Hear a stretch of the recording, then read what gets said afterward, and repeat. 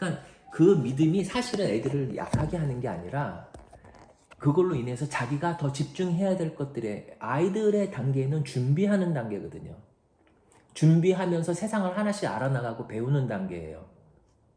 근데 이거 여기는 부모 없이 아무리 홈스테이에서 잘해주신다 하더라도 얘가 진짜 친부모처럼 생각하진 않아요. 그럴 수가 없어요.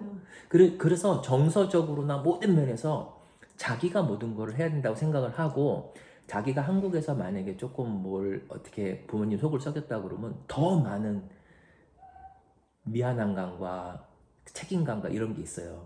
근데 그러다 보면 뭘 놓치냐면 실질적으로 여기 와서 자기가 진짜 컨센트레이션 해야 되는 건 그런 걸 다 잊고 정말 공부에 집중을 하고 뭔가를 알아가고 그걸로 내 인생을 스스로 설계하는 그 분야가 핵심적으로 제일 중요한 부분인데 주객이 전도돼 버려요. 그러네, 지금. 그래서 그거를 왜 이 멀리까지 와서 왜 부모랑 떨어져서 그러니까. 여기서 얘가 그 경험을 하고 있냐고. 음. 그러니까 그거는 아빠나 엄마가 생각을 전혀 잘못하시는 거예요. 그리고 대학 안 가도 좋다. 맞죠? 우리 애도 대학 안 갔으니까. 대학 안 가고 안 가고는 중요하지 않아요. 그 애가 인생 지금 단계에서 무엇을 어떻게 준비할 수 있도록 누군가가 어떻게 도와주느냐가 중요해요. 그렇죠. 그리고 그런 일은 한국에서도 할 수 있고 어디서든 할 수 있어요. 아니면 진짜로 그런 걸 하고 싶으면 뭐 필리핀이든 아니면 베트남이든 아니면 무슨 어디 더 훨씬 생활비도 적게 들고 한 데 가서 자기가 스스로 다 하면서 개척하면서 주체적으로 뭐도 할 수 있죠. 왜 제일 비싼 나라에서 그거를 배워야 되냐고. 저 같으면은 만약에 그게 진짜 목적이었다. 그러면은 저는 그렇게 안 하죠. 그리고 사실은 그렇게 되면 유학을 굳이 안 나가도 돼요. 왜냐면 지가 돈 벌어서 여행을 다니면 되는 거예요. 여행을 다녀서 자기 생활을 매니저를 하면 실질적으로 사는 부분에 있어서 더 날카로운 시각을 갖게 돼요. 자기가 나는 이 세상을 그러면 뭘 하고 내가 준비를 해야 될 거냐. 이 세상 결국은 내 인생을 책임지려면 내가 모든 걸 준비해야 되는데 뭘 할 거냐. 근데 얘는 그런 걸 생각하는 기회는 오히려 더 박탈돼 있어요. 왜냐하면 학교를 다니잖아. 학교라는 틀은 애들이 그런 고민 없이 무장을 시켜주는 준비를 시켜주는 기관이에요. 그래서 얘가 싫든 좋든 거기서 공부를 하고 맨날 그렇게 왔다리 갔다리 해야 되는 거예요. 그러니까 방향성이 되게 잘못되어 있는 거예요. 그러니까 부모들이 생각하는 게 어떤 이유에서건 우리 애는 뭐 대학 필요 없이 자기가 행복하면 된다. 그거를 왜 어마무지한 돈을 들여서 그러면 그렇게 배우게 하냐고. 스스로 배우게 하지 그러면. 넌센스인 거예요. 여기 돈을 들여서 온다는 것 첫 번째 목적은 애가 뭔가가 준비될 수 있도록 도와주는 거예요. 자기 삶에서 밑거름이 될 수 있는 뭔가를 준비해 줘야 되는 거예요. 근데 그것이 삶의 경험만으로 그거 배운 걸로 충분하다? 그러려면은 그 부모는 왜 모든 거를 희생을 해서 뭐 집이 아무리 넉넉을 해도 이게 뭐 보통 한두 푼이 아니잖아요. 아무리 넉넉한 사람이라도 그거를 감당하고 있다는 거는 그 아이에 대한 그런 기대가 있는 거예요. 내가 준비를 시켜줘야 되겠다. 준비를 시켜주겠다라는 생각. 근데 그 부모님 생각하고는 별개로 흘러가고 있는 거예요. 혼자서 얘가 발버둥을 치고 알려고 애를 써도 경험이 없기 때문에 아이들은 이 세상 살아본 경험이 없잖아요. 경험이 없는 애는 배울 수 있는 길은 유일하게 딱 한 가지 길이에요. 경험을 통해서 배울 수 있는 거예요. 그러면 경험을 통해서 배우려면 얘가 이런 갖춰진 틀이 아니라 밖에 나가서 혼자 배워야 되는 거예요. 그러니까 이게 넌센스예요. 언밸런스로 안 맞아요. 제가 만약에 그 부모님하고 말씀을 나누겠다고 하면 나는 아주 직관적으로 다이렉트로 그렇게 말씀을 드릴 수 있어요. 나 같으면 그렇게 안 해요. 근데 이 세상에 거의 많은 부모님들이나 아니면은 뭐 아이들도 그렇고 우리가 옳다라고 생각하는 방향으로 키워요, 아이들을. 그래서 그거를 내가 다 간섭할 수도 없고 그럴 의미도 없고 그렇게 되지 않아요. 그래서 나 되게 안타까웠었어요. 굉장히 안타까워. 얘가 날 만난 날 저하고 뉴마켓에서 만나기로 했어요. 근데 버스를 타고 자기가 끝나고 오겠다고 했는데 버스 시간은 제대로 안 알아봐서 나는 이미 뉴마켓 도착했는데 전화가 왔어요. 약속 시간이 딱 됐는데 전화가 와서 아직 실버데일이라는 거예요. 버스가 토요일이라서 없어졌대요. 그 일반 시간대가 아니라고 그러더라고요. 그래가지고 내가 야 그럼 어떡하냐고, 그럼 진짜 그거를 알아보고 얘기를 하든가. 그래서 내가 할 수 없이 알바니로 온 거예요, 내가. 그래서 너는 그러면 알바니까지 와라. 그러니까 알바니로 왔어요. 그래서 우리가 푸드코트에서 만나가지고 했는데 이제 걱정이 돼서 밥은 먹었냐? 그러니까 밥 안 먹었다고 그래야지. 그래서 그러면 아무거나 빨리 시켜 그거 먹는 거부터 해라. 그러고 나서 나랑 얘기하자. 그랬는데 됐다고 계속 그러더라고요. 그러니까 얘가 그거 사 먹는 것도 물론 자기가 몸을 만들고 뭐 해서 함부로 안 먹더라고요. 이렇게 그 탄산음료 같은 거, 탄산음료는 안 먹고. 저기 했어요. 그죠? 뺐어요. 살을 예. 한 8kg 뺐어요. 예, 그래서 그런 디스플린 이런 건 좋은데 그래도 한참 자라나는 아이가 지가 밥을 굶으면서 만약에 살을 뺄 정도의 그런 지금 상황은 아니잖아요. 아 여기서 뭐 먹고 나가고 예, 잘 먹어요. 당연히 잘 먹죠. 저는 그거는 당연히 그렇게 아는데 뭐냐면 그날 집에 들릴 시간이 없었잖아요. 바깥에 한 끼 거기서 정도도 하고. 안 먹고 예, 그러니까 그래서 난 했는데 처음엔 막 안 먹겠. 처음에는 먹겠다고 그러려고 하다가 이제 내가 그때 무슨 느낌을 들었냐면은 얘가 저것도 생각을 하는구나, 경제적인 것도 생각을 하나 보다 라는 느낌을 딱 받았어요. 그래서 그냥 얼른 뭐 그냥 햄버거 세트 하나 주문해서 했는데 그 정도로 이제 막 고르는 애일 것 같으면은 내가 그게 아니라 또 건강을 생각해서 딴 것도 했지만 대부분 애들은 그냥 그렇게 해도 허기를 달래잖아요. 그래서 이제 그렇게 해서 주문을 해줬었는데 그러면서 내가 얘랑 같이 얘기를 계속 하는데 그 부모님에 대한 미안한 얘기 이런 걸 되게 철들은 얘기를 해요. 근데 나는 다른 분들하고 조금 달리 애들을 많이 겪었잖아요. 그래서 애들이 나는 되게 철들은 얘기를 할 때 내가 되게 주의 깊게 봐요. 거기에는 장단점이 있어요. 그래서 그리고 그날 급하게 저한테 수학 문제를 꺼내놓고 막 물어보는 거예요. 이거 하나만 좀 가르쳐 주세요. 이러고. 예. 그러니까 공부하려는 열의는 있어요. 근데 보니까 수학이 되게 간단한 계산이었는데 기본이 안 돼 있구나라는 걸 제가 느꼈었어요. 그러니까 기본이 이렇게 안 돼 있으면 따라가기 힘들 텐데 라고 생각을 했거든요. 그래서 얘는 스스로 하려는 의지가 되게 강하니까 얘는 잘 이끌어주면 되게 잘 따라오겠다 이제 이런 생각을 했었죠. 그런데 제가 한 가지 걱정했던 부분은 얘가 돈을 너무 많이 생각하는 거 아닌가? 근데 아니나 다를까 그날 밤에 전 선생님 수업료는 어떻게 되나요? 이러고 갑자기 메시지가 온 거예요. 그래서 제가 갑자기 벙쪘어요. 그래서 그때 얘가 돈을 다 지가 관리하고 있구나라는 걸 그때 알은 거예요. 제가. 근데 그게 저는 그 생각이 들면서 이건 부모님이 되게 잘못하시는 일 같은데 라고 생각이 된 거예요. 홈스테이 비용도 걔가 직접 두 분한테 드리면 안 되는 거예요. 홈스테이비는 엄마가 보내주는데. 예. 네. 그러니까 그러면 걔는 자기 용돈만 관리를 하는 건가요? 네. 근데 지난번에는 동요한테 받으신다고 그랬었잖아요, 저한테.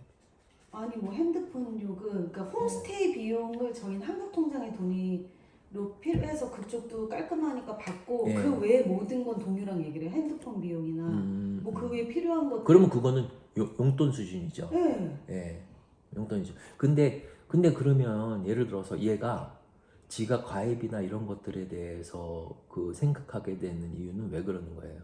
그건 잘 몰라요. 예. 여기가 알지. 그래서 저는 부모님 마인드를 잘 몰라요. 저는. 예. 그러니까 나는 그게 뭔가가 이거는 조금 좀 넌센스다 그런 생각이 드는 거예요. 이게 대학생 영진 오빠랑 자기가 하지 않았어? 그 다음에 뭐라 그랬는데 얘기를 해봐 쌤한테. 영진은 아직은 이제 동요 얘기를 들어보니 아직은 뭐 본인 스스로 할 정도가 된다고 얘기를 들어서 그렇게 아들 얘기를 믿고 일단은 두고 있고 나중에 정말 필요하면은 선생님은 저도 이제 강하게 추천했으니까 예. 해, 그래서 해주고 저는 싶다고 이렇게 얘기를 하더라고. 사실은 되게 안타까운 부분이 내가 아이들을 바라볼 때와 부모님이 나를 바라볼 때 갭을 되게 많이 느껴요. 근데 내가 돈을 받으면서 아이들을 가르치고는 있고 사실은 뭐 무슨 뭐 내가 떼돈을 벌려고 하는 것도 아니고 예, 그렇죠. 그냥 마치 내 노후를 생각한다고 그러면 내가 이 일을 하고 있으면 안 돼요. 그렇죠. 예, 나는 노후 준비가 안 돼요, 이걸로는. 근데 어찌됐건 간에 부모님들은 지금 애가 그렇게 얘기를 하니까 애 두고 나중에 한다고 그러지만 사실 내가 보기에는 지금도 엄청 밀려있고 지금도 늦어졌어요. 근데 나중에 뭐 지가 한다고 그럴 때 어떻게 되겠지. 그렇게 하면 그 얘기는 뭐냐면 나중에도 그렇게 할 필요 없어요. 왜냐면 그렇게 해서 되는 일이 아니에요, 이게. 그렇죠. 그 순간 뭐 한국이 워낙 사교육 때문에 마치 사교육을 메뉴를 뭘 주문해서 필요한 거 얼른 먹고 허기를 가시고 하는 정도로 생각을 하는 거예요. 형편이 어려운 것 같아 내가 봤을 때. 그럴 수도 있고. 어려운 것 같아. 그래서 동료가 본인 기준에 뭐 학비도 생각을 하고 여기 홈스테이 비용도 그렇고 뭐 하는 것 같아. 왜냐면 엄마가 지금 아프잖아요. 돈벌이가 없고 뭐 아빠가 그러니까. 뭐 저기고 근데 누나도 대학을 다니고 뭐 그리고 예. 자기는 공부에 제가 봤을 때는 크게 지금 현재는 관심이 없잖아요. 없고 그 내가 그게 궁금한 거죠.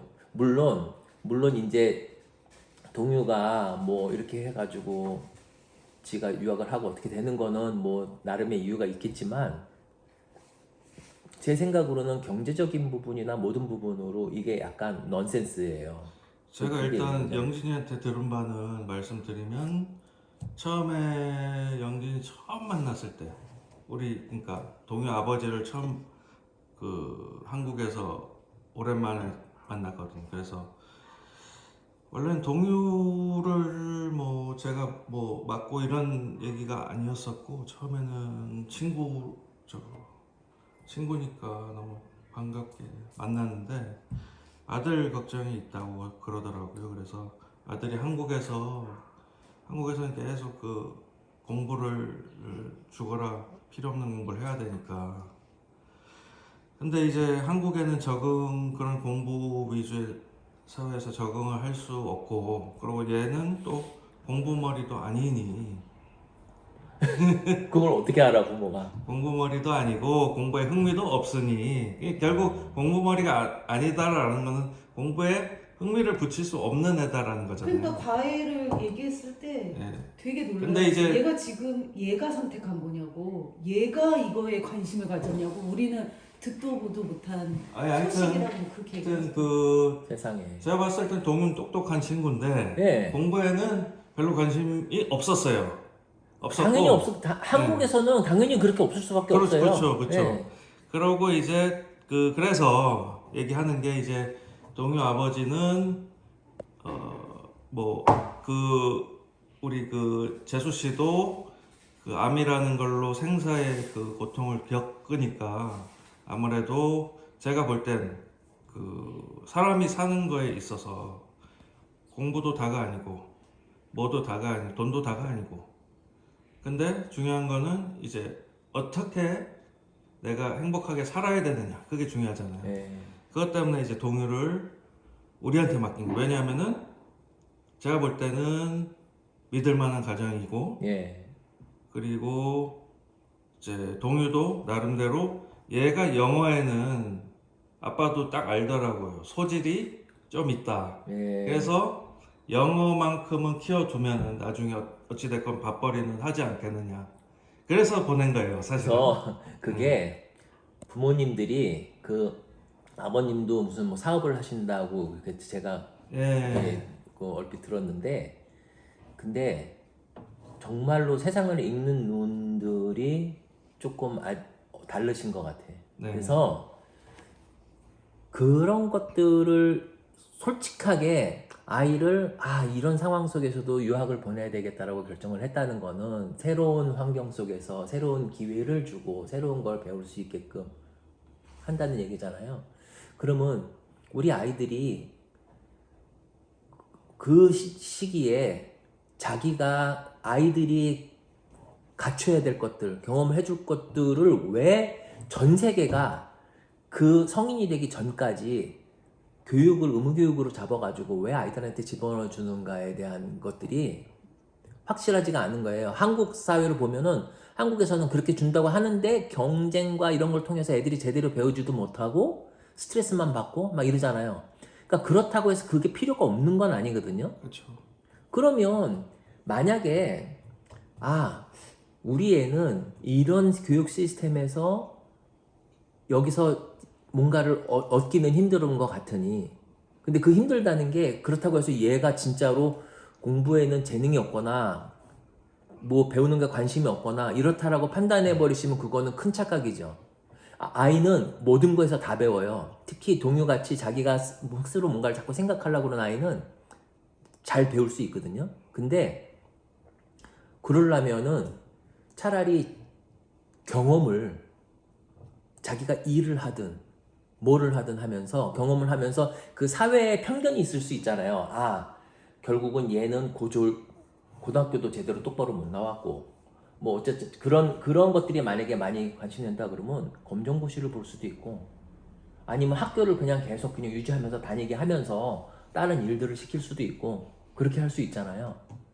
근데 그게 아니라 유학으로 생각했던 거는 아이한테 뭔가 다른 어떤 그 기회를 주는 걸로 생각을 하는데 그게 딱 보면 그래도 나름대로 간판일 수도 있는 거예요. 그래도 얘가 해외에서 고등학교를 나왔다. 뭐 대학까지는 아니더라도. 그리고 영어도 어느 정도 가서 뭐 지가 여기서 생활하다 보면 조금씩 늘겠지. 이 정도로 만약에 생각을 하신다 그러면 앞으로 지효나 이런 애들이 대학을 졸업할 시기에는 이미 세상이 다 바뀌어 있어요. 영어 진짜로 필요 없어요. 그래요? 절대로. 왜냐하면 AI를 내가 요즘 많이 쓰거든요. 무서울 정도로 바뀌어 있어요. AI가 그 능력이 너무 대단해서 사람의 능력을 뛰어넘은 건 벌써 옛날이고. 그래서 제가 공부하려고 하는 거예요. 그거를 제가 만약에 권유를 드린다 그러면 AI 활용을 그러니까 어떤 AI들을 어떻게 활용을 할 건가 하는 쪽에 초점을 맞추시는 게 생산성이 훨씬 높을 거예요. 이게 앞으로는 그렇게 될 거예요. 제가 봤을 때는 예. 회사별로 AI를 앞으로가 아니에요. 지금 하고 있죠. 지금 다 그렇게 돼 있어요. 적용하기 위한 사람들을 팀을 꾸려가지고 시스템 다 걷어내고 그걸로 싹 깔아버리고. 제가 정말 놀랬던 게 VO2라고 아세요? VO2? VEO2? VEO.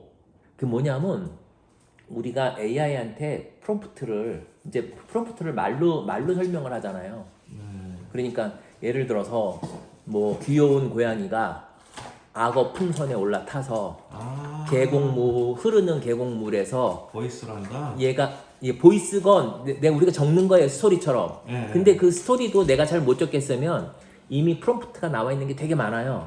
그러면 거기서 잘 짜져 있는 프롬프트를 따와가지고 그걸 내가 바꿔가지고 단어를 바꿔서 거기다가 치는 거예요.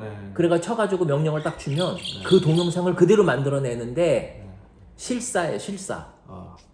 근데 그게 너무 디테일해서 예를 들어서 고양이가 수영을 할 때 물을 첨벙거릴 때 물 하는 거, 털에 물이 묻는 거, 그 다음에 거품이 뽀글거리는 거, 그 모든 게 실제로 클로즈업해서 동영상을 찍는 것보다 더 사실처럼 나온다는 거예요. 그렇죠.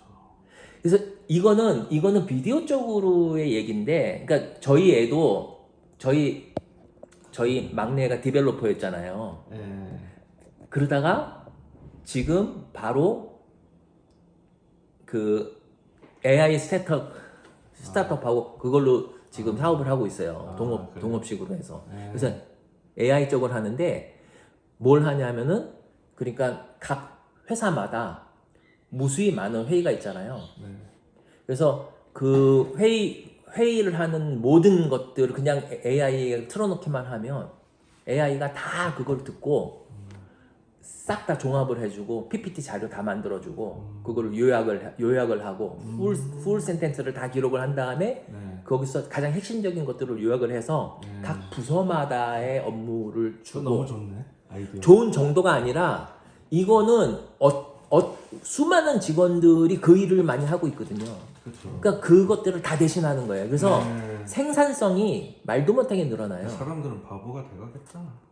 그러니까 그래서 뭐냐면 사람들이 바보가 될 수도 있는데 사람들은 그거를 올라타는 거예요. 그걸 올라타서 AI를 종부리듯이 부리는 거예요. 그러면은 옛날에는 내가 이 스타트업을 하기 위해서 직원이 30명은 최소한 필요했는데 지금은 2-3명이서 그 일을 해버려요. 그렇죠. 그래서 하는 게 완전히 달라져요. 그렇죠. 예. 그러니까 없어질 직업들이 정말 많아요. 굉장히 빨리 다가오고 있어요. 네.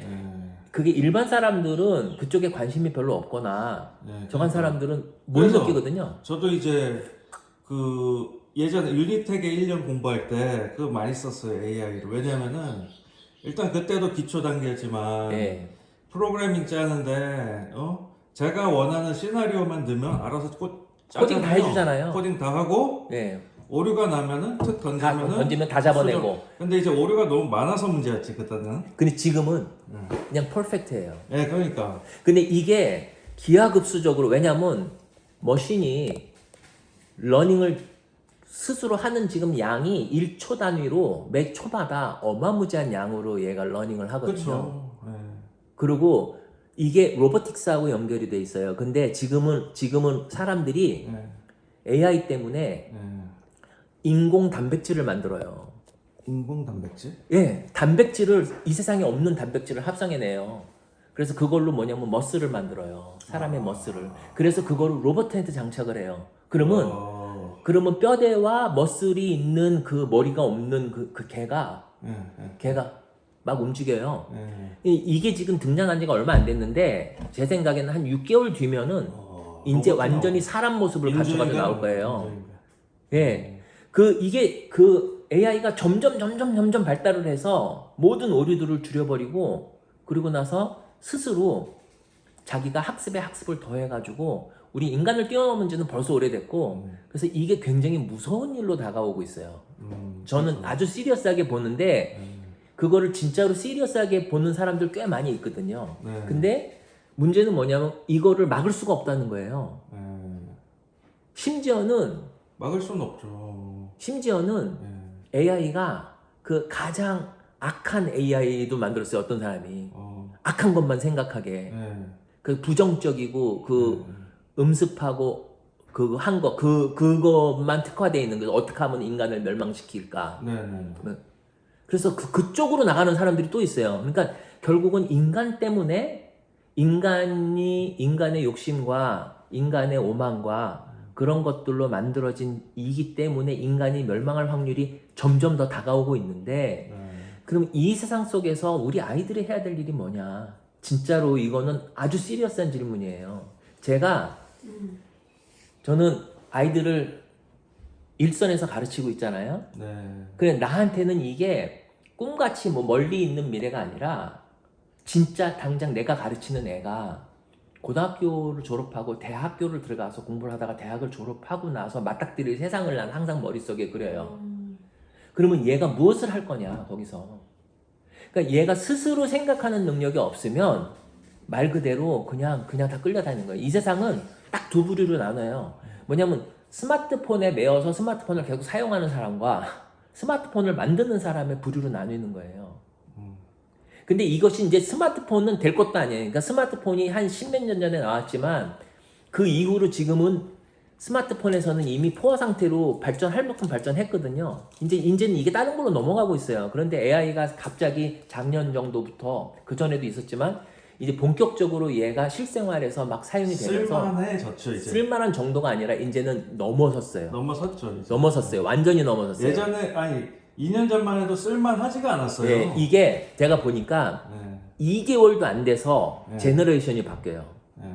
그래서 이 속도가 무지하게 빨라지거든요. 그래서 애가 거기서 자기가 그 가장 첨단 그 프론트에서 일하면서 겪는 것들 있잖아요. 그리고 걔는 직접 그거를 투자를 받아야 되고, 그렇기 때문에 그 투자자들 앞에서 설명을 해야 되고, 그리고 그거를 구현을 해서 실질적으로 이게 어떤 가치가 있는 거라는 거를 증명해내야지만 사업이 가능하잖아요. 그렇죠. 같이 좀. 그러니까 그 일을 하다 보면 세상이 어떻게 지금 변하고 있는가 이런 것들에 대한 속도감이 두려울 정도로 빨라요 지금은요. 그래서 익스포넨셜 스테이지에 올라와 있는 거예요. 지금은 기하급수적으로 들어가고 있어요. 그렇죠. 그래서 이게 그 AI는 그렇죠. 한 달, 두 달 텀에 이렇게 바뀌는데 이게 지금도 에브리데이마다 새로운 AI가 깜짝 놀랄 정도로 그렇죠, 새로운 그렇죠. 버전으로 맞아요, 나오고 맞아요. 있거든요. 네. 그러면 이게 우리 애가 대학을 졸업하려면 앞으로 한 4, 5년이 있어야 되는데 그럼 4, 5년 뒤에 이 세상은 어떻게 돼 있나 이거죠. 그렇죠.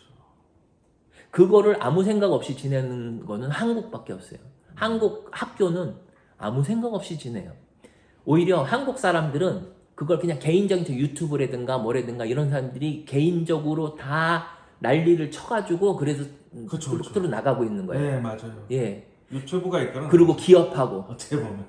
그래서 한국은 진짜로 교육이나 정치나 뭐 이런 쪽으로는 아주 열등해요. 너무너무 그 후진국 스타일이에요. 근데 사람들은 문화적으로 깨어 있어요. 그러니까 한국 사람들의 그런 특징이나 그런 성향을 우리가 정말로 어떤 하나의 거대한 똑똑한 지도자가 그 흐름을 우리가 결집을 할 수 있고, 그래서 그거를 교육에 반영을 할 수 있고, 그러면은 정말로 한국은 세계적인 리더가 될 수 있다고 저는 생각을 해요. 그러니까 우리 아이들이 다 똑똑한 아이들이 많아. 해보면 그 똑똑하다는 건 뭐냐면 공감의 능력이 있고, 그리고 그 아이들이 스스로 생각할 수 있도록 도와주잖아요. 그러면 그 아이들이 뭔가를 합리적으로 계속 생각을 해낸단 말이에요. 그렇죠. 그러니까 우리 아이의 살아나갈 생존 방법은 그건 거예요. 나도 그렇거든. 그래서 그 속에서 뭘 가지고 있어야 되냐면 AI를 부릴 수 있을 만한 랭귀지를 가지고 있어야 돼. 그게 뭐냐면 그치. 지식이에요. 내 머릿속에 내가 가지고 있는 나의 지식. 네, 그거를 맞아요. 바탕으로 내가 AI를 활용을 하는 거예요. 그치. 계속.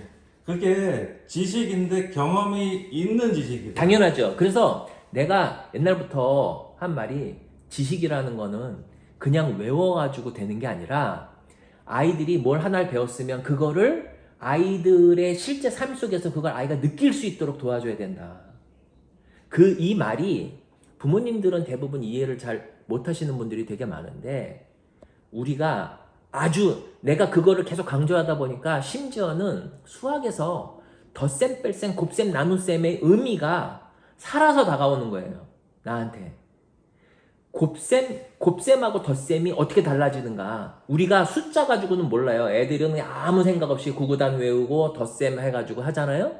그런데 그것이 나중에 이것이 문자로 바뀌잖아요. 문자로 x 곱하기 y 또는 x 더하기 y로 바뀌잖아요. 그리고 이게 복잡한 식으로 바뀌어요.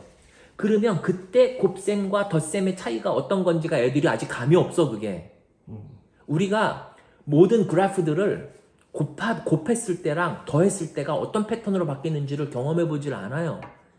그러니까는 사칙연산조차 그러는데 그것만이 문제가 아니라, 예를 들어서 하나씩 배우는 모든 우리 그래프의 패턴들을 배우잖아요. 그래프의 패턴들이 실제 삶 속에서 내가 어떤 경우에 겪었던 것들이 이 수학적인 언어로 이렇게 표시가 될 수 있는가라는 거를 매치를 시킬 수 있어야 되는 거예요. 그렇지. 이 목걸이 하나도 그렇지. 이게 아이들이 그거를 알면 내가 배운 재밌지. 수학적인 툴을 가지고 내가 일상에서 바라보면서 저거 왜 저러지? 라고 하는 걸 얼른 수학적인 언어로 머릿속에 수식이 싹 한 지나가요. 다음에 그거를 푸는 스킬, 그 푸는 스킬을 사실은 배우는 건데 우리는 스킬만 가르쳤기 때문에 문제인 거예요. 그래서 그걸 해가지고 풀어내면 거기서 뭐가 나오냐면 예. 아니 생각지도 못한 결과가 나와요. 그 결과가 내가 풀면서도 깜짝 놀랄 때가 많아요. 이게 이렇게 차이가 나? 이렇게 달라지는 결과가 나오나? 그걸 알게 되는 거예요. 그럴 때 우리는 내가 그걸 알면 AI한테 무슨 질문을 할 건가가 내가 정해지는 거예요. 그렇지. 그러면 질문이 달라지면 그치. AI가 내놓는 반응이 달라져요. 맞아. 그래서 그러면 우리 아이가 앞으로의 세상 속에서 자기가 자기의 아이덴티티를 가지고 자기의 먹거리를 가지고 세상을 위험에 빠뜨리지 않고 올바로 세상을 향한 빛을 줄 수 있는 아이, 그런 아이라면은 우리 아이는 어떻게 자라야 되는가? 이거는 굉장히 중요한 얘기예요. 그래서 그냥 어떨 때는 저는 답답함이 나의 일상을 지배할 때도 되게 많아요. 이게 외롭고 답답하고 지루한 싸움이에요. 뭐냐면 그럴 수 있겠네. 부모님들이 이거를 이해하는 부모님도 없고, 그 다음에 아이들은 나한테 맡겨져 있고, 그리고 나는 어떻게든지 간에 그 아이 삶을 같이 책임져야 돼. 보듬고 그렇지. 같이 가야 되고, 예. 그리고 이 아이가 행복하게 어떻게 하든지 세상을 조금이라도 이롭게 밝게 하는 인간이 돼야 되잖아요. 예. 그리고 기술은 무서울 정도로 때로는 이게 명과 암이 같이 자라요. 이게 좋은 쪽만 자라는 게 아니라 사악한 쪽도 같이 자라요. 그래서 진짜 무서워요. 아, 그렇네. 양자 컴퓨터는 이제는 뭐냐면, 양자 컴퓨터가 지금까지 구글에서 만든 것들은 하나의 엔가랑 그냥 연산 정도 하려고 해도 이 방만한 크기가 있어야 돼요. 왜냐하면 그렇죠. 초저온이 필요하거든요. 예.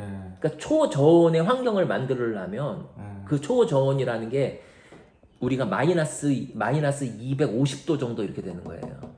그러려면 얼마나 많은 에너지가 들어가야 돼요. 그걸 유지를 하려면. 그렇죠. 그리고 그거를 들고 다닐 수가 없잖아요. 그럼 뭐에다 써먹어요, 이걸? 근데 상온에서 할 수 있는 기술들이 이제 막 튀어나왔어요. 그렇죠. 그래서 이제 사이즈가 작아지기 시작했어요. 이게 뭐를 느끼게 해주냐면, 옛날에 우리가 컴퓨터, 애니악이라고 하는 컴퓨터 진공관으로 만들어 방만한 처음. 것들이 나왔다가 네. 갑자기 트랜지스터가 나오면서 네. 확 줄어들었거든요. 그렇죠. 예. 그러니까 나는 그거를 연상시키는 거예요. 아. 그러니까 근데 지금 이 변화되는 그 과정의 속도가 기하급수적이에요. 옛날에 이게 10년 걸렸으면 지금은 1년이 채 안 걸려요.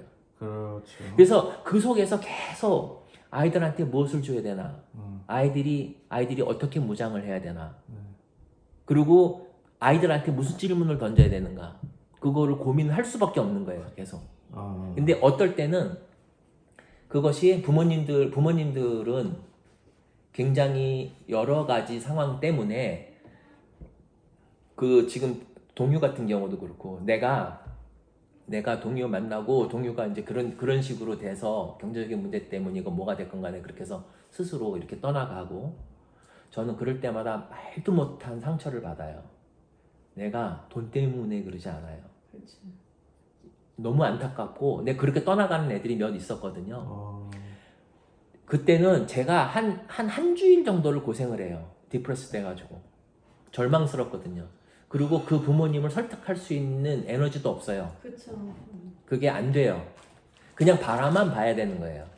근데 내가 모를 때는 괜찮아요. 근데 알면은 그게 힘들어. 근데 그거를 일일이 부모님들한테 다 설명하고 싶지도 않고 설명할 수도 없어요. 네. 예, 그냥 그런 거예요. 네. 나라고 돈 되는 거를 왜 모르겠어요. 내가 돈벌이로 하려고 그러면은 한국 가가지고 애들 어떤 학원하고 얘기만 잘 해가지고 한다 그러면 내가 실질적으로 돈도 그렇게 그냥 들어오는 상황을 맞닥뜨렸었고. 그렇죠. 근데 이거를 나는 지금 무슨 생각을 하고 있냐면, 내가 지금 집이 없으니까 렌트비는 자꾸 오를 테니까 가톨릭에서 그 가난한 사람들을 위해서 렌트비가 되게 저렴한 집들을 수녀원에서 운영을 하는 데가 있어요. 한국에서요? 여기서요. 여기요? 예. 그래서 나는 그런 걸 알아봐요. 왜냐하면 내가 더 이상 그런 것 때문에 고민하고 걱정하지 않으려고. 이게 문제는 뭐냐면 진짜로 되는 거는 어떤 상황 속에서건 그 아이가 내가 뭐 세상을 다 구원할 수는 없지만 이 아이가 나한테 맡겨지는가 안 맡겨지는가는 나는 약간 그냥 그 운명적으로 생각을 해요. 그래서 나한테 맡겨지는 거는 무슨 이유가 있을 거라고 난 생각을 해서 그냥 그렇게 하는 것 뿐이고 그렇게 됐을 때는 나는 그 아이를 위해서 그냥 최선을 다하고 주는 거예요. 그래서 옛날에는 내 꿈이 세상을 되게 널리 이롭게 하는 사람이 됐으면 하는 게 꿈이구나. 꿈이었는데 그게 지금은 되게 구체적으로 바뀌었는데 뭐냐면 한 명의 아이라도 그 아이가 진짜로 뭔가에 선한 영향을 받아서 네. 그다음에 제대로 보는 눈을 갖고 그렇게 해서 잘할 수 있게 하면 내가 그 일도 엄청나게 내가 소중한 일이겠다. 왜냐하면 이 세상 살면서 보니까 우리가 삶에서 스스로 다 배워나가는데 내 인생에 어떤 커다란 그러한 계기를 준 사람들을 만나는 것 자체의 기회도 많지가 않아요. 예. 그러니까 뭐 이게 누가 누구한테 준다라기보다 나는 그렇게 하면서 내가 받는 게 되게 많아요. 내가 그 아이를 통해서 배우고 그 아이를 가르치면서 배우고 그러면서 세상에 대한 확신들을 갖게 되는 것들, 그러니까 더 커다랗고 소중한 것들을 나는 또 얻어요. 그러니까 그게 그냥 내가 이건 내가 좋아하는 일이니까 이렇게 하는구나라고 그냥 생각을 하는데 어떨 때는 부모님들은 정말로 힘들게 하는 부모님들이 있어요. 그렇죠. 뭐 두 분이 저를 가장 잘 이해해 주시는 분들 중에 하나인데 어떤 분들은 되게 이해를 한다고 하면서도 전혀 실질적으로 들어야 할 때는 전혀 안 듣고 자기들 욕심을 많이 채우고 하시는 그렇죠. 분들도 되게 많고 뭐 그건 어쩔 수 없다고 생각을 해요. 그렇죠. 애들이 단- 성적이 예, 그리고 그게 나약함 때문에 그러거든요. 그래서 뭐 어쩔 수가 없어요. 그건. 그러니까 아이들이 이렇게 뭐 예를 들어서 이제 아이들이 부모님이 어떤 이유에서건 유학을 보내서 이렇게 아이들이 유학을 하고 있으면 저는 그나마 두 분의 집에 온 아이들은 그나마 되게 행운이에요.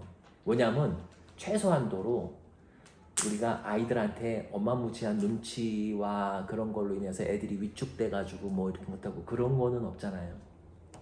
일반 다른 데서는 그 어린 나이에 해야 될 애들이 눈치를 보게 맞아, 되는 게 얘기 되게 많이 많아요. 들었어요. 굉장히 많아요. 많이 어메이징한 사람들이 많더라고요. 네, 상처받고 상상할 수 상상을 없는 초월하는 게 짓을 많아요. 하더라고요. 예. 그래서 뭐냐면 우리가 그 아이들한테 최선의 것들을 줄 때 뭘 어떻게 해야 돼? 저는 사실은 오늘 내가 이제 지효 얘기 내가 사실은 고민이 너무 많았어요.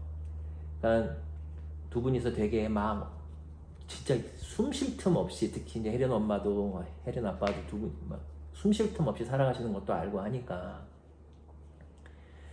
그래서 지효를 어떻게든지 수업을 조금이라도 더 늘렸으면 좋겠는데 그 말씀 드리는 것도 제가 너무 미안한 거예요. 하고 막 이제 그러는데 그런 얘기가 주가 아니라 사실은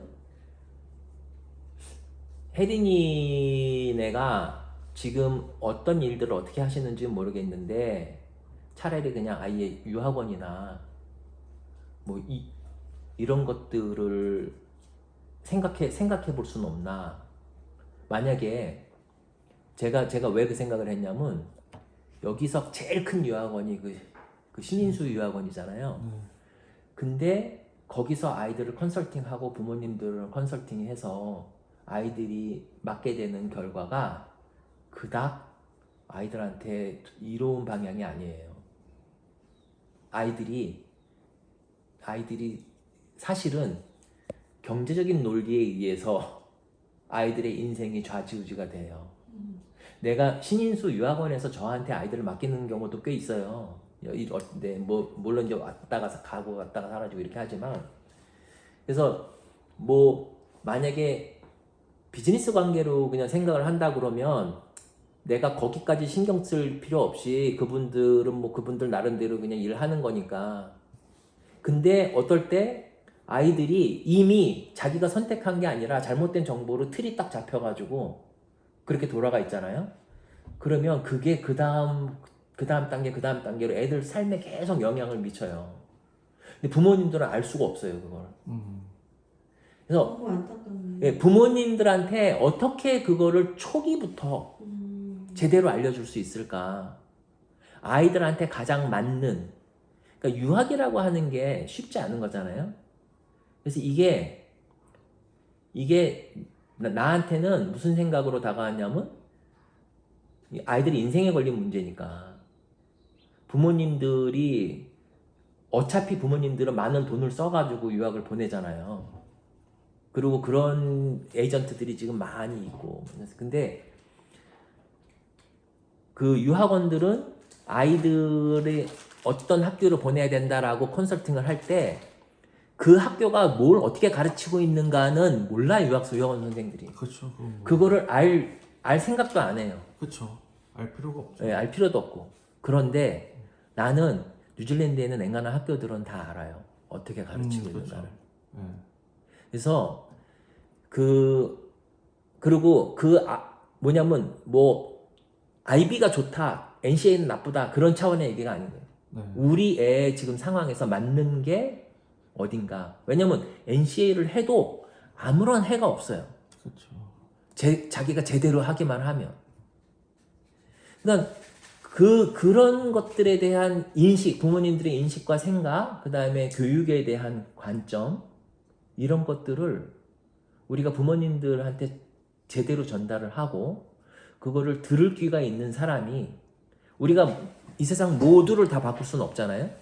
그럼 들을 귀가 있는 사람이 그거를 듣고 조금씩 같이 이제 협력을 하는, 부모님하고 제대로 협력을 해야 되잖아요. 아이를 끌어나가려면.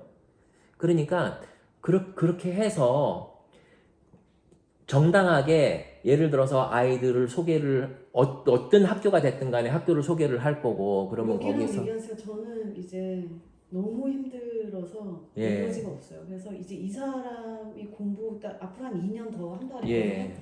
이 사람이 벌게 할 거예요. 그동안은 결혼해서 지금까지 너무 달렸어요. 저는 그래서 에너지가 없고. 버는 문제가 아니잖아. 아니 뭐 앞으로든. 그래서 우리 집에 와 있는 홈스테이 아이들 한둘도 에너지가 지금 제 에너지로 사실 그럴 벌어요. 거예요. 그래서 안 그래도 내가 저는 지금 너무 힘든데 버티고 있어요. 그래서 지효 졸업할 때까지만 이 막 뭐 돈 열심히 벌면 뭐해, 막 렌트비 5,000불 뚝 나가면 아 진짜 막 하여튼 이래 저래. 근데 여기는 플랜이 지금 뭐 AI 대학원 가서 한다고 하는데 또 이제 부부간의 얘기기는 한데 저는 막 눈앞에 뭐가 닥치면 미쳐갖고 막 날뛰고 벌고 하는데 여기는 안 하잖아, 내가 그러니까.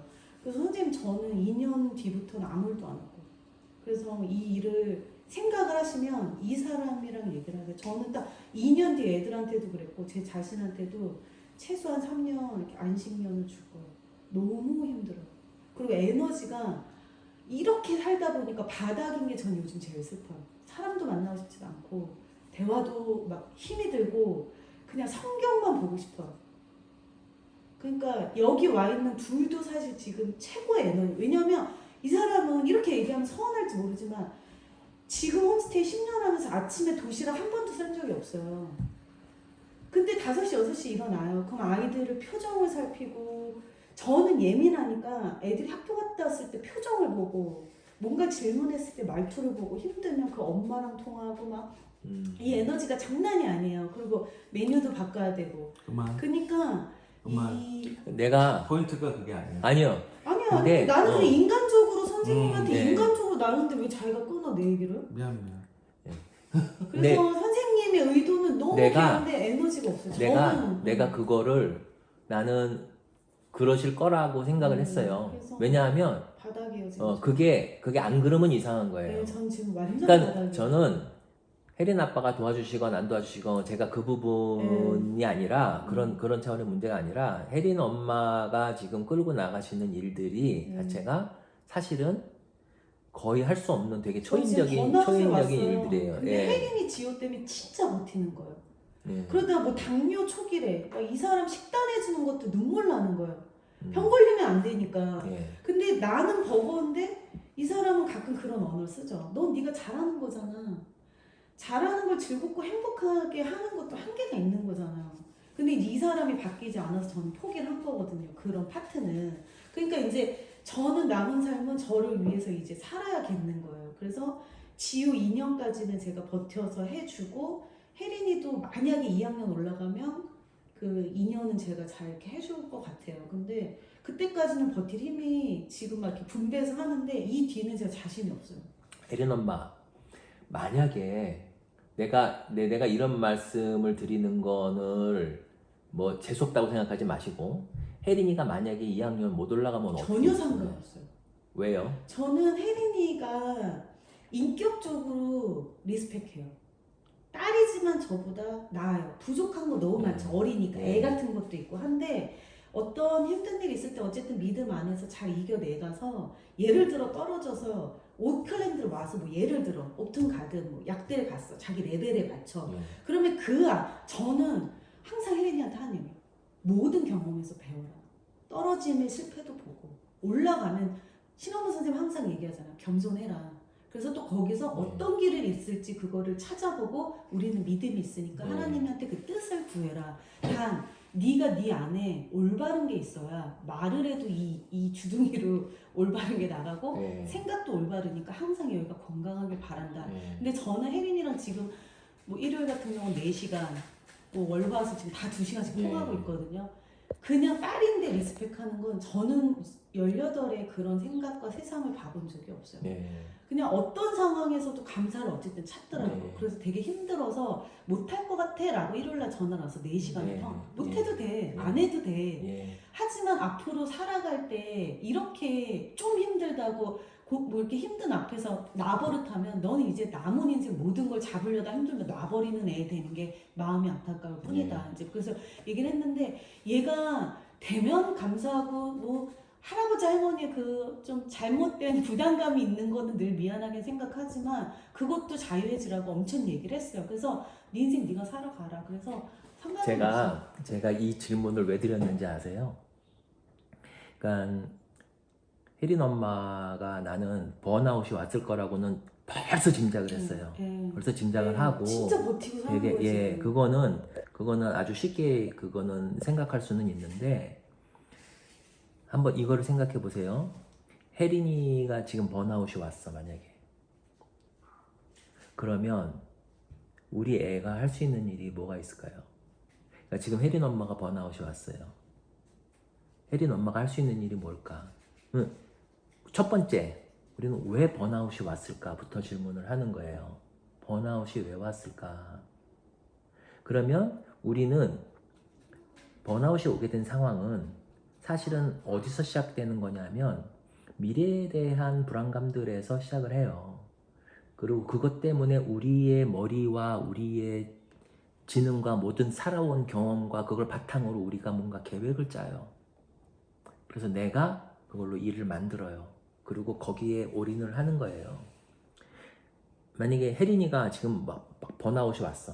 그럼 그거 왜 오냐면 혜린이가 의대를 가려고 가고 싶어 한 거예요. 누구 강요가 아니라 물론 뭐 할머니 할아버지의 기대가 어느 정도 반영이 됐을 수도 있겠지만 지가 나한테도 조금 할 때부터 자기는 뭔가 세상을 향해서 이걸 진짜로 쓰임새 있는 그런 일을 하고 싶다라고 천연덕스럽게 말을 해요. 나는 그게 사실이라고 생각을 해요.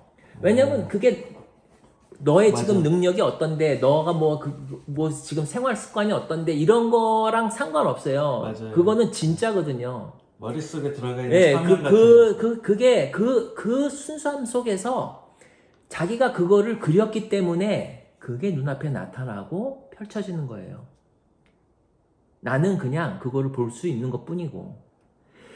이게 제가 드리는 말씀이 혜린 엄마가, 그러니까 사실은 되게 이거는 죄송스러운 말씀이지만 사실 혜린 엄마 혼자서 당연히 못하죠. 그러니까 혜린 아빠도 굉장히 되게 많이 도와주셔야 되는데 도와주고 있죠. 예, 그런데 실질적으로 그러면 혜린 아빠는 만약에 이건 내가 원하는 삶이 아니야 라고 만약에 생각을 하신다면 그러면 나는 내가 원하는 삶은 아닌데 내가 막 끌려 들어가서 이걸 해야 된다고 만약에 생각을 하신다고 하면 이게 안 맞을 거예요. 서로 엇박자가 나잖아요. 그래서 두 분이 같은 곳을 바라보실 수 있는 그 선에서 같이 하시는 거는 당연히 맞는 얘기예요. 그런데 혜린 엄마가 예를 들어서 억척스럽게 지금 꾸려 애들을 키우고 내가 어떻게든지 간에 여기 이민을 와서 이렇게 해야 되겠다라고 생각을 하신 대로 일들이 진행이 되고 있어요. 이 일이. 그게 그 속에서 혜린 엄마 생각하시는 것만큼 도와주시고 안 도와주시고 그런 걸 다 떠나서 어쨌건 간에 이 일이 만들어지는 건 그런 원리에 의해서 만들어진다는 거예요. 제가 왜 이 말씀을 드리냐면 제가 과학을 되게 좋아하잖아요. 양자역학을 공부를 하잖아요. 이게 그 굉장히 유명한 양자 루프 중력을 연구하고 있는 까를로 로벨리라는 사람이 있어요. 내가 되게 좋아하는 사람이에요.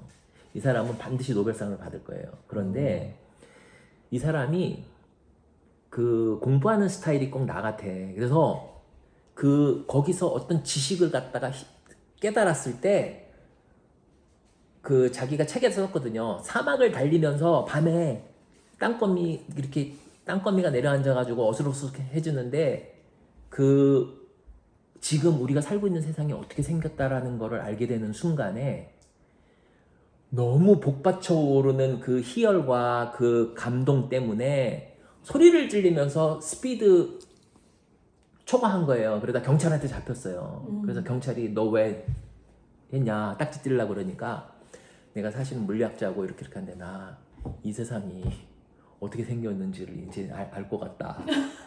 그러니까 경찰이 웃으면서 존경하면서 다음부터는 조심하시라고 보내줬어요. 근데 이 사람이 이 사람은 책을 쓸 때 지금 현재 가장 물리학에서 서로 첨예하게 대립되어 있는 이론들에 대한 걸 다 소개를 해줘요. 그거의 프로스 앤 콘스를. 자기가 자기 것만 옳다고 생각하진 않아요. 그러나 어디에 왜 어떤 모순점들이 있는가를 우리가 독자들이 스스로 생각하게 만들어요. 그래서 어느 쪽에 비중을 더 많이 두는가, 자기는 이쪽에 비중을 두고 또 안 그런 사람은 여기 비중을 또 이렇게 하는데, 근데 어쨌거나 그 사람의 연구에 나온 결론 때문에가 아니라 실제로 이제는 양자역학의 메인 주류에는 뭐가 되어 있냐면 우리의 의식이 세상을 만들어요. 내 앞에 펼쳐지는 세상을. 우리의 의식이. 무서운 얘기예요, 이 얘기가. 이거는 미신이나 하느님의 존재를 부정하는 게 아니에요. 우리 저렇게 생각하셔야 돼요. 뭐냐면 코페르니쿠스가 그 옛날에 태양이 지구를 도는 게 아니라 지구가 태양을 도는 것 같은데 생각을 한 거예요. 이 사람이 수도원에 있는 수도자예요. 가톨릭 수도자였었어요. 옛날에 중세에는 가톨릭밖에 없었으니까. 수도자인데 이 얘기를 교회에다 하면 자기가 파문을 당할 거예요. 죽임을 당할 거란 말이에요. 그렇죠. 두려웠어요. 말을 못했어요. 책에다가만 써놨어요.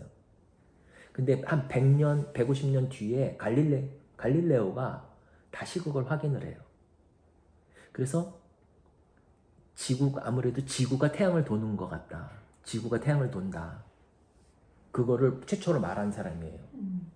그러니까 그 당시에 그것이 사회에 얼마나 충격으로 다가왔냐면 하느님이 이 세상을 창조하시고 모든 만물과 모든 것을 인간이 다스리게 하시고 그리고 우리는 하느님의 모성을 받아서 창조가 됐고 그래서 우리는 지구에서 유일하고 독보적인 하나님의 자식인 거예요. 자녀. 이제.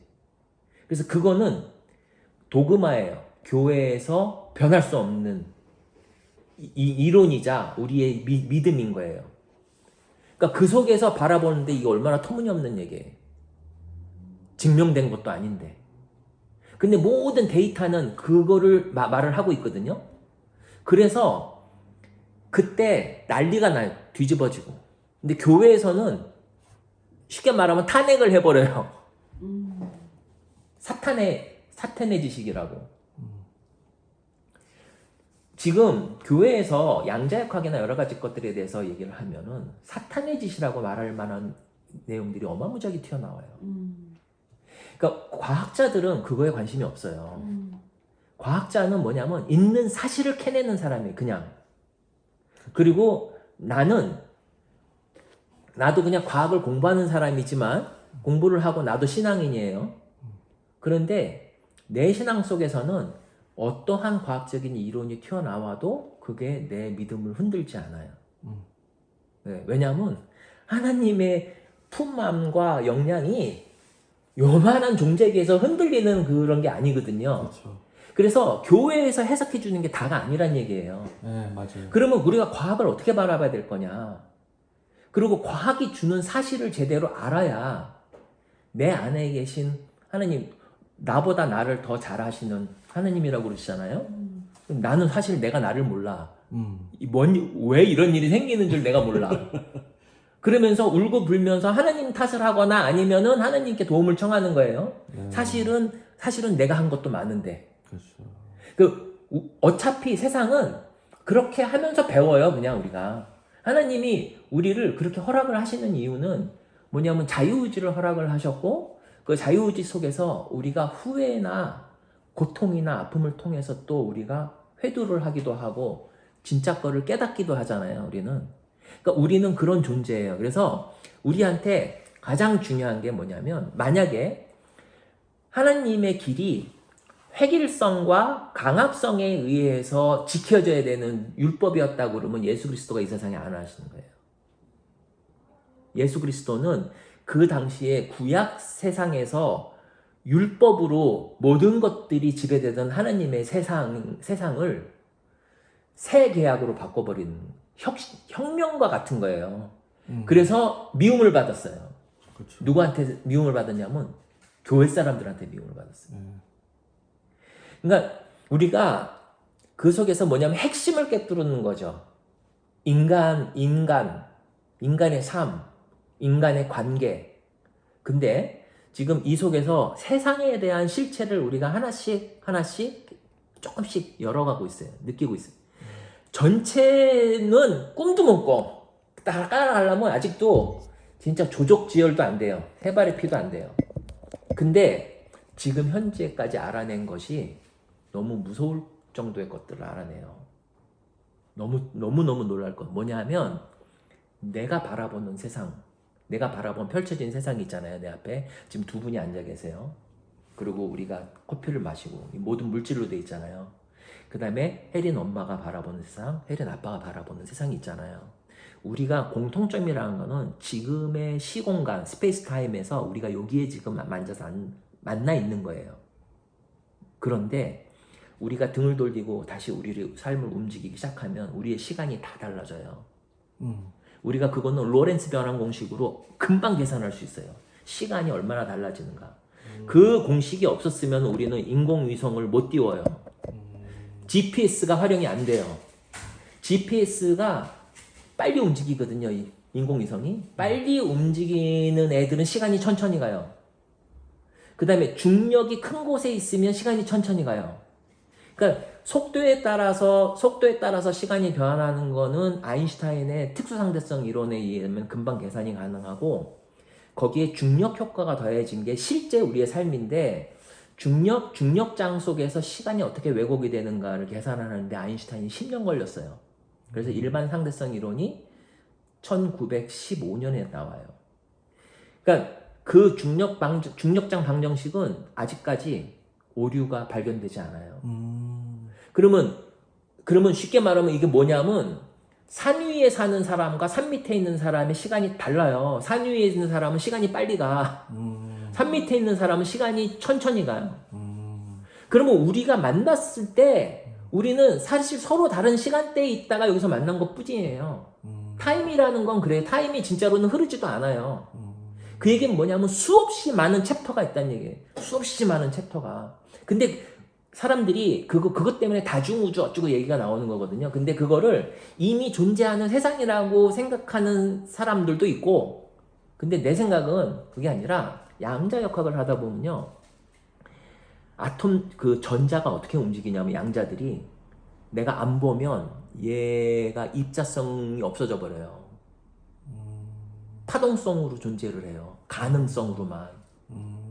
가능성으로만 존재를 하다가 내가 관측을 하는 순간에 얘가 파티클로 딱 물질로 정해지는 거예요. 이게 진짜 세상이에요. 이거는 실험으로 우리가 많이 증명을 했어요. 실험으로.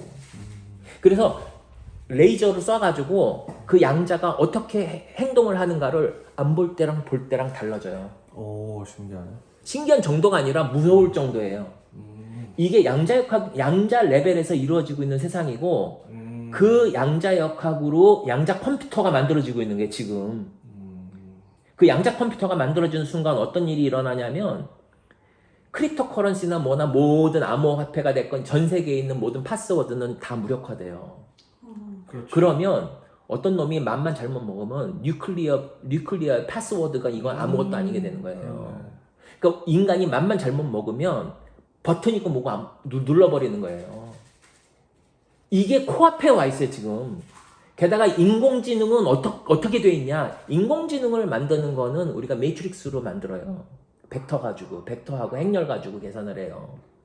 이 행렬이 1925년에 25살짜리 하이젠베르크가 수학하는 사람들도 잘 모를 때, 행렬을 모를 때 이 행렬 가지고 양자역학의 원리를 찾아내요.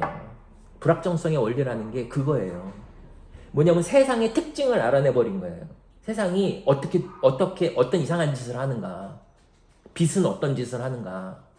그리고 그거를 통해서 100년 사이에 어마무지한 발견들이 나와서 지금 이런 것들을 다 우리가 쓰는 거예요, 이게. 전자공학이 그래서 발달을 하는 거예요. 그러니까 세상에서, 교회에서 우리가 믿음을, 사도신경을 외우고 주의 기도를 외우면서 믿음을 고백하는 순간에도 우리는 핸드폰을 써요. 그래서 우리가 과학을 신앙, 믿음의 저걸로 대치를 해서 과학을 거기다 놓자는 얘기가 아닌 거예요. 과학은 과학대로 그냥 갈 거예요. 근데 그럼 믿음은 어떻게 되냐? 믿음은 진짜 하나님께서 우리한테 무엇을 원하시는가? 우리가 어떤 존재이고 우리는 이 세상을 왜 살아가는가? 우리는 그러잖아요. 하나님의 영광을 위해서 산다고 그러잖아요. 그게 되게 애매모호한 말이에요. 그러면 구체적으로 하나님의 영광이 어떤 거냐? 예. 그리고 우리가 하나님을 생각하는 것들이, 내가 만약에 어떤 지식을 모르잖아요? 그러면 우리는 형상화를 해요. 우리 맘대로 생각한다는 얘기예요. 그렇죠. 그래서 그건 심지어는 교회 목사님들도 마찬가지인 거예요. 교회 목사님이 지식이 없잖아요? 네. 그러면 자기의 망상으로 사람들을 가르칠 수도 있어요. 그렇죠. 그게 블라인드 리드 블라인드예요. 그래서 내겐 뭐냐면, 그 옛날부터 이런 공부로 접근하는 지식이 아닌 깨달은 사람들도 있거든요.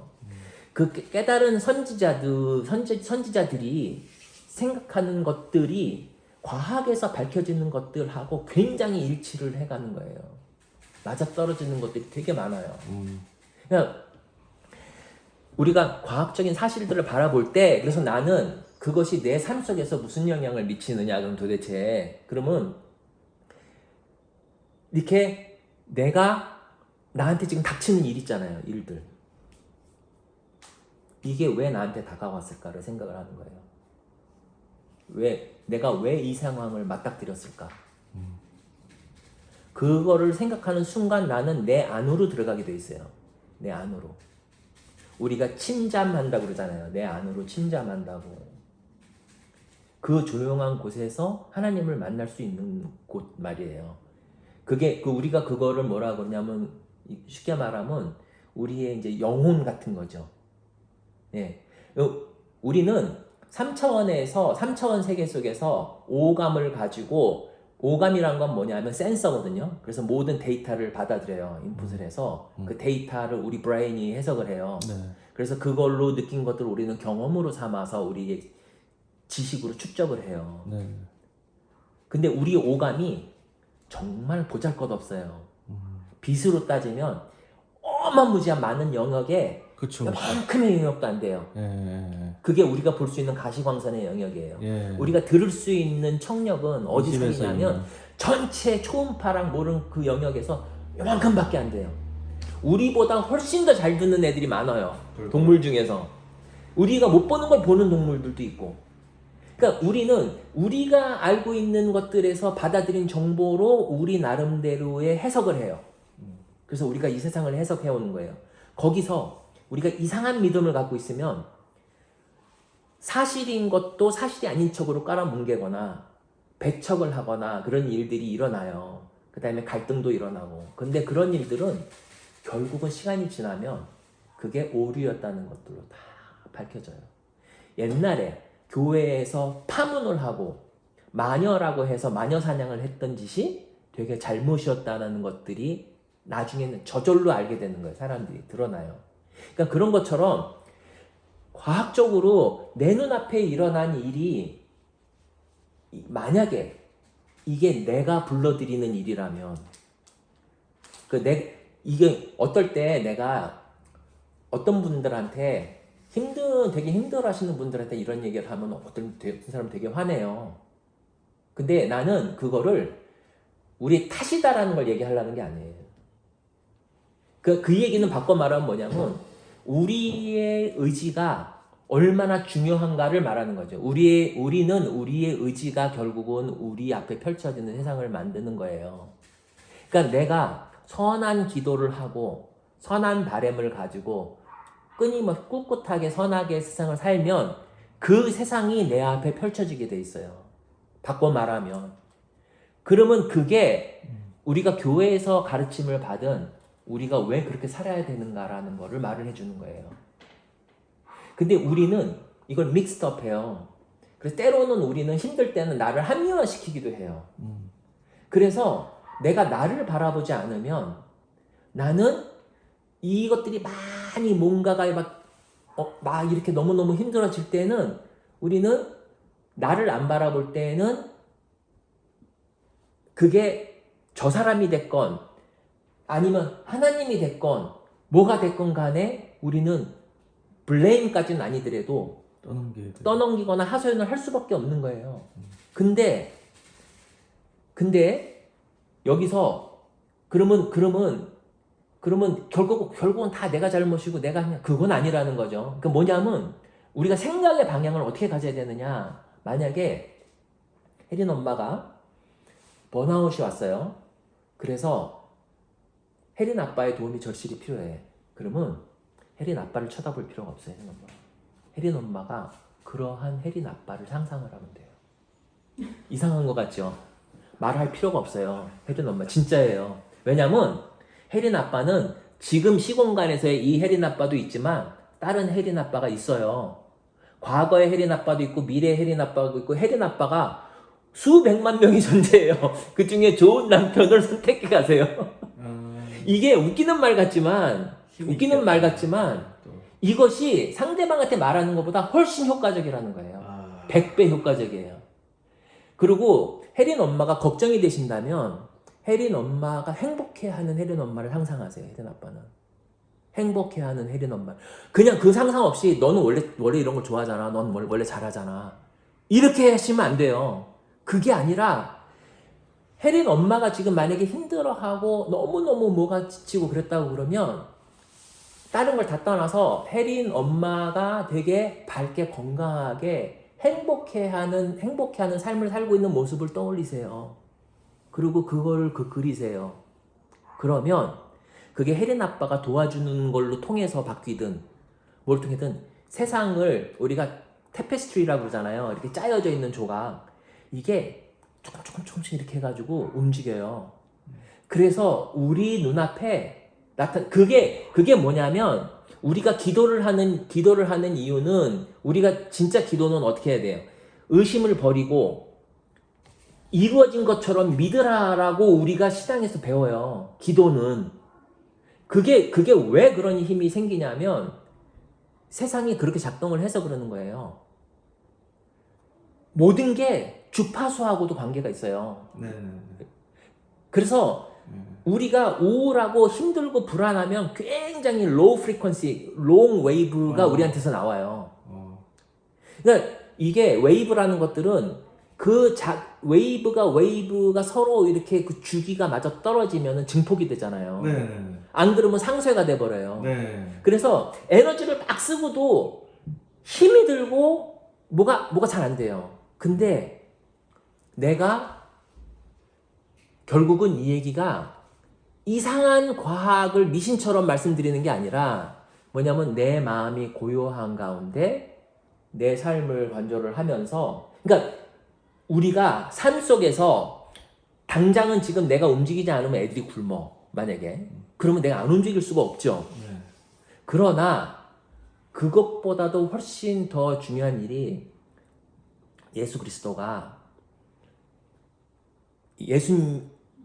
마리아 집에 찾아가셨어. 마르타하고 마리아가 있는데 나는 우리 일반 사람들이 생각하기엔 마르타가 왜 잘못이야?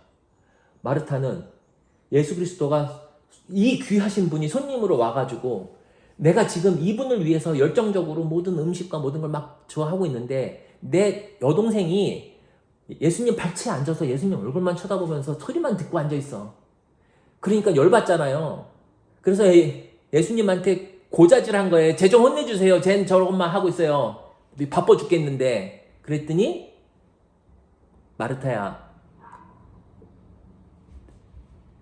여러 가지가 있지만 마리아는 굉장히 좋은 몫을 택했다.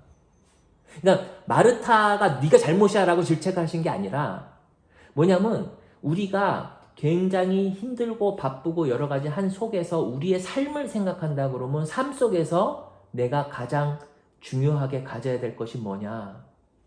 내 안으로 들어가서 나를 돌보고 나를 살펴보는 일이죠. 그게 혜린 엄마가 앞으로 2년 뒤에 지효가 클 때까지만 하고 안 하신다고 그랬지만 그거는 잘못되신 생각이에요. 그건 뭐냐면 2년 동안은 나를 아직 방치할 거다. 그 얘기랑 똑같아요. 혜린 엄마 그러면 문제가 안 풀려요. 그리고 그 안에 혜린 엄마 몸 다 달아져가지고 사단이라면 어떡해요. 근데 이제 모르겠어. 갑자기 또 그런 얘기를 하는 건데 요새 행복하게 우리는 잘 지내고 있어요. 근데 아니 제가 두 분의 관계나 두 분 사이 거를 얘기하는 게 아니에요. 그런데 아니, 이 전체가. 예. 네. 그래서 근데 혜린 엄마가 이 말씀을 하시는 거는 혜린 엄마 마음속에 없는 거를 얘기를 하시는 게 아니에요. 깊은데. 예, 그냥 있는 거가 나오시는 거예요. 그냥 저하고 사이에 우리가 별 허물은 없으니까 그냥 혜린 엄마가 그게 나오시는 거고 나는 그것이 느껴져요. 너무나 당연하다는 거예요. 그리고 그 혜린 엄마 잘못이 아니에요. 그리고 혜린 엄마가 이렇게 해왔기 때문에 이거를 다 끌어안고 굴리고 가고 있는 거예요. 지금 한 발 한 발. 그래서 나도 그 와중에 벌써 진작 우리가 얘기를 좀 나눴어야 되는데 내가 하다못해 지효 수업에 대해서도 혼자서 끙끙 끌어안고 얘기를 하려고 그러다 말고 그러고 있었어요. 근데 그것도 상관이 없어요. 뭐 그냥 하게 되면은 그냥 그렇게 하면 되지. 그리고 어떻게든 하면 되지. 그런데 문제는 뭐냐면 혜린 엄마가 정말로 그 앞으로 2년 뒤에 혜린 엄마한테 나한테는 뭔가 나를 위한 나의 삶 그것이 필요하다고 생각이 되시면 그것이 지금부터 이루어져야 되는데 그것이 외적인 환경의 변화로 시작되는 게 아니다 이 말이에요. 외적인 환경과 아무 상관이 없다는 말이에요. 혜린 엄마가 갑자기 숨을 못 쉴 정도로 숨가쁘다가도 숨이 가빠진 나를 이렇게 바라보세요. 나를. 내가 왜 이렇게 힘들지? 그것을 그리고 그 원인을 찾으려고 그러지 마세요. 이거 분석을 해서 원인을 찾으라는 게 아니라 쟤 때문에 그래. 아니면 저것 때문에 그래. 이것 때문에 그래. 내 애들이 너무 많아서 그래. 이런 원인을 찾으라는 게 아니에요. 원인이 아니라 엄청 바쁜데 내가 지금 너무 정신없이 바쁘구나.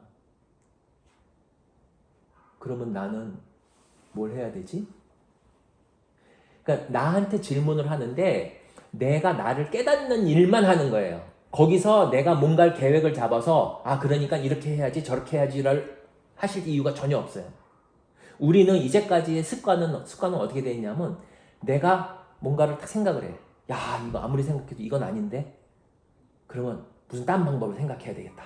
그리고 얼른 뭔가 계획을 수정을 해. 그런 다음에 다시 우리가 시행을 해요. 근데 내 안을 바라보지 않은 상태에서 그걸 하면 그 돌봐지지 않은 내가 거기서 다 모든 걸 똑같이 하고 있어요. 똑같이. 그거는 우리는 왜 그런지를 몰라요. 왜 그런지를 모르는데 그게 왜 그러냐면 굉장히 조그만 때부터 우리가 이 세상에 태어나서 눈을 뜨고 우리가 모든 정보를 받아들이고 우리의 부모님이 나를 키우시고 내가 살면서 이런저런 경험한 모든 것들이 쌓여가지고 그것들이 때로는 상처나 힘든 것들은 내 저 속으로 숨어들고 그리고 그 속에서 나는 살기 위해서 발버둥을 치고 그러면서 그 스트러글링을 하면서 살아왔던 그 연속성에서 계속 똑같은 것들이 반복되고 있어요. 그러니까 그거를 내 잘못이라고 생각을 하면 안 되는 거예요. 내 잘못 때문에 그러는 게 아니야. 우리가 이거를 탓하는 게 아니라 내가 있는 그대로의 있는 그대로의 성격의 나의 있는 아이덴티티, 내 색깔, 그리고 이 세상에서 내가 주고 싶어 하는 것들. 그냥 그거를 바라보고 아, 내가 지금 되게 힘들구나. 내가 완전히 번아웃 됐구나. 아니면은 내가 지금 되게 우울하구나. 그것만을 딱 바라보면서 그 우울함이, 만약에 우리가 우울함을 할 때는 이런 게 있거든요. 우울해지면 미래를 생각하면 그 미래가 회색으로 다가오거든요. 그러면 공포를 가져요. 그리고 그 다가오지 않은 미래에 대한 공포가 나를 더 위축시키고 계속 거기에 머물게 만들어요. 그래서 내가 바라보라는 얘기는 뭐냐면 객관화시켜서 객관적으로 바라보고 이게 정말로 그렇게 내가 두려워할 일인가? 그냥 그거를 생각하는 거예요. 그거면 다예요. 거기에 내 잔머리로 솔루션을 애써서 찾으려고 안 해도 돼요. 왜냐하면 세상은 하나님은 모든 걸 주실 준비가 돼 있다고 우리는 신앙으로 고백하잖아요. 근데 우리가 삶 속에서 그거를 우리가 실천으로 옮기는 거는 무슨 대단한 믿음이 있어야 옮기는 것처럼 생각을 해요.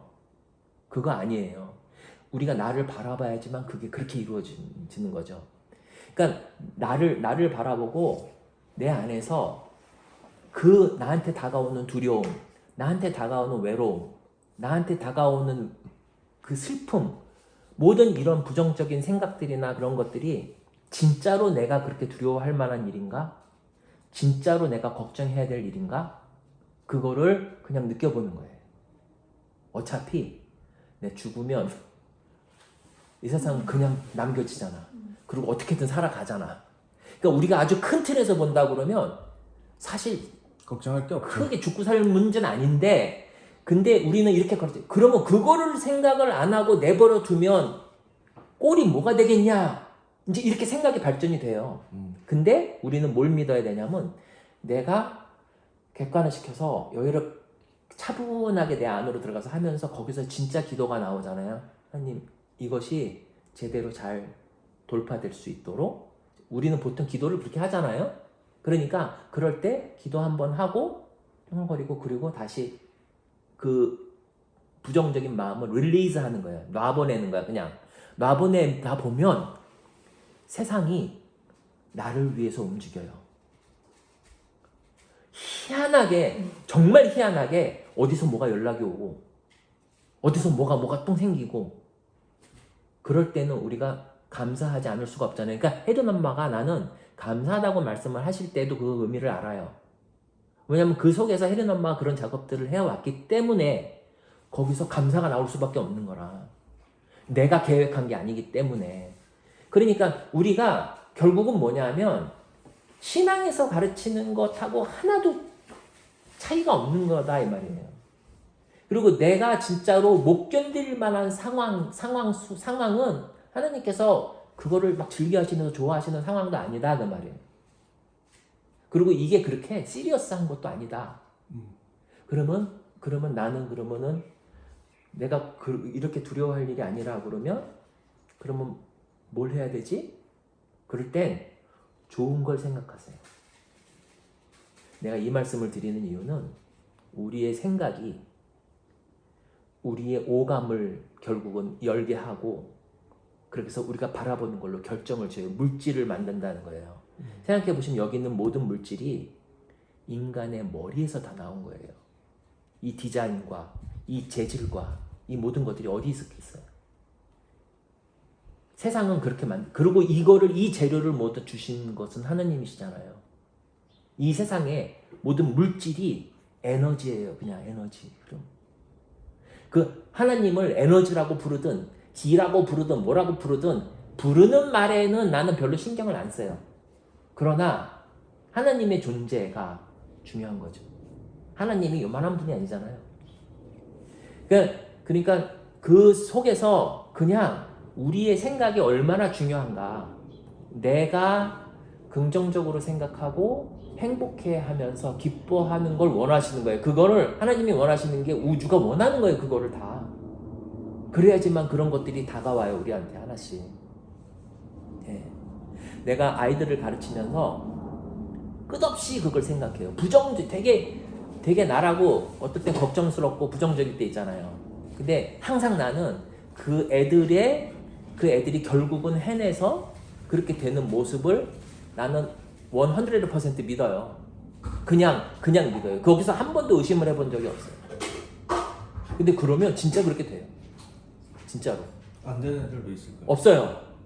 안 된 애들 없어요. 안 된 애들은 뭐냐면 떠나가 버리면 안 돼요. 그러니까 뭐냐면 내가 그 아이를 접촉할 기회도 없이 그럴 때는 안 됐어요. 근데 그러지 않았을 때 나는 실패한 적 없어요. 진짜로. 그게 내가 잘나가지고 뭐 내가 뭐 어떻게 돼서 그렇다고 난 생각 안 해요. 에너지 때문에, 양자 때문에. 그냥 나는 될 일이 되는 거다. 왜냐면 내 앞에 펼쳐지는 그 아이는 야, 그럼 혜린이도 치과의사 되겠는데요? 뭐 치과 의사가 될지 진짜 의사가 될지 그 시간이 어떻게 되는 건 중요하지 않아요. 예. 저기 있잖아요. 윤서도 자기가 학년 못 올라갔지만 결국은 자기 생각 물론 힘든 경우도 되게 많았겠죠. 예. 그러나 나는 윤서 엄마 아빠도 되게 대단한 분이라고 생각을 하거든요. 그분 윤서 엄마는 제가 말씀을 들어보면 굉장히 옛날에는 조바심이 많았던 분인데 뉴질랜드 오셔가지고 맞아요. 이상하게 편해지셨다고 그러더라고. 네. 예. 그리고 윤서 아빠는 워낙 좋아요. 긍정적이신 분이에요. 네. 아이를 항상 진짜 마음속에서 편안하게 격려해 주시고 대화하시고. 네. 그러면 그 아이는 당연히 그렇게 돼요. 나는 그런 게 어긋나는 거를 본 적이 없어요. 그러니까 우리가 그 파워를 안다고 그러면 그럼 우리가 어떻게 살아야 되는가가 정해지잖아요. 그게 어려운 일도 아니거든요. 내가 노력을 해서 내가 뭔가 어마무지한 걸 쌓고 내가 막 성인처럼 돼야지만 이런 일이 생긴다라고 생각하면 그건 오만인 거예요. 교만이지 그게. 그렇죠. 그럴 때는 감사가 안 나와. 왜냐면 그치. 내가 이룬 거니까. 그렇지. 그런 놈들이 한국에 되게 많아서 한국이 저 모양인 거야. 그렇죠. 자기가 공부를 많이 해서 내가 법관이 돼서 내가 헌법재판관까지 됐으니 이건 내 거다. 니네들이 뭘 하냐. 헌법재판소 주인이 자기라는 거. 그래서 나라 전체에 수도시 많은 사람이 눈물을 흘리고 있는 거야. 네. 그 간단한 원리를, 그 간단한 저거를 바라보지를 못하는 거예요. 선생님 뭐 티 한 잔 더 드릴까요? 여기 이거 먹으면. 아 있어. 야, 커피 맛있네. 자기 좀 씻어. 너무 냄새나. 머리가 아파 지금. 머리 냄새 때문에. 막 힘들어. 저는 이렇게 힘든데 이 사람은 영원히 지금 20년째 안 힘든 거야. 한 4일 안 씻은 것 같아. 아니야. 3일째야. 원래 어제 씻었어야 되는데 안 씻었어. 그러니까 이 바람에 자기 냄새, 그러니까 계속 머리가 좀 깨질 것 같은 거야, 선생님. 하여튼 안 맞아. 근데 어제 근데- 힘이 너무 없었어. 어제도. 혜린 엄마 되게 안 맞잖아요? 그런데 혜린 엄마가 이렇게 마음대로 얘기를 하셔도 그거 그냥 듣고 있는 분도 이 세상에 별로 없어요. 그러니까 그게 그건 맞는 맞아. 거예요. 그건 진짜 그래서 고마워하고 그게 있어요. 맞는 거예요. 그게 그러네. 무슨 뭐 맞는 게 성격이 똑같아지는 게 아니야. 그러네. 그래서 그냥 그러네. 우리가 삶에서 서로 나를 바라보게 되면 맞아요. 이게 진짜로 일단은 혜린 엄마가 좀 편해지실 거예요. 아 우선 좀 쉬어야 돼. 예. 이게 몸이 쉬세요, 우선 그러고 계속 좀. 힘드니까 예. 계속 그냥 계속 힘들어요. 그래서 그래. 근데 알아요. 이게 반복적인데 화장실은 많은데 청소는 안 하지 도와달라고. 그거 그래서 그것도 그런 게 힘든 거지. 그것도 손은 계속 시리고. 그걸 시키셔야 돼. 그러니까 혼자 내가 다 해야 된다라고 그렇게 생각하지 마세요. 근데 지금 절대로. 어제 설거지 담당인데 설거지도 할 기운이 없어갖고 당뇨 와갖고 아 너무 그래서 막 이러니까. 그거를 내버려 두세요. 아, 근데 그냥 진짜 고요함 속에 그거를 편안하게 내버려 두세요. 그게 그 저가 지금 훈련 단계인 거. 어제 하루 종일 치과만 사람들 대하고 막 하루 종일 일하고 왔는데 집은 할 일이 쌓였지. 음식은 계속 해대야 되지. 다음날 막 화장실은 찌른내 나는데 청소를 해야 되는데 어제부터 설거지 하나도 못하고 비리비리 자고 있지만 이러니까 네. 그냥 이제 그런 게 항상 저를 누르는 버튼이라고 할까? 그러니까 참고 알아요. 참고 하는데 예. 손이 시리고 아파 죽겠는데 애들은 먹여야 그거를 되는데 절대 참고 그렇게 하지 마세요. 아, 그거 교만이에요, 혜린 그거요. 엄마. 그러니까 혜린 엄마, 이제 그 혜린 이게 엄마가 저도 참고 하다가 이게 몸이 아프고 진짜 힘들면 그러지 마세요. 내가 혜린 엄마 들어오자마자 혜린 엄마 얼굴을 보면서 다크서클이 내려오셨네. 아니 생각 지금 들어요. 50년째예요. 예, 그래서 없어지지 그 뭐냐면 않으니까. 그게 힘들어서 그런 거예요. 네. 그러니까 번아웃이 되지. 근데 사실은 혜린 엄마, 그러니까 그냥 태어나시면서 가지고 태어나신 진짜 혜린 엄마는 삶 속에서 그걸 혜린 엄마가 모든 것들을 다 이렇게 하고 그 다음에 남도 막 기꺼이 도와주고 이렇게 오픈 마인드로 그렇게 하시는 게 혜린 엄마예요. 그거는 혜린 엄마가 아무리 노력을 해도 바뀌지 않아요. 그래서 그냥 그 속에서 생기는 부작용이에요. 이럴 때 스톱하세요. 네, 그래서 지금 스톱하고 있는데 예. 근데 집안일은 스톱이 안 되니까 괜찮아요. 더러워져도 살 수 네. 나는 특화돼 있어요. 더러운데 그냥 그래도 사라져요. 그리고 나중에 그거를 계속 우리가 나누다 보면 결국은 돼요. 하게 돼요.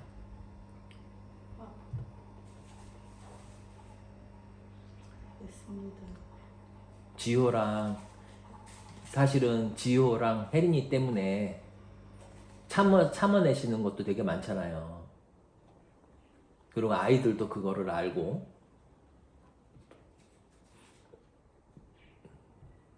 근데 혜린 엄마가 행복해야지만 혜린이 흔들릴 때 잡아줄 수 있어요. 혜린 엄마가 번아웃 돼서 기운이 없으면 혜린이가 너무너무 힘들고 그럴 때 의지할 데가 없어져요.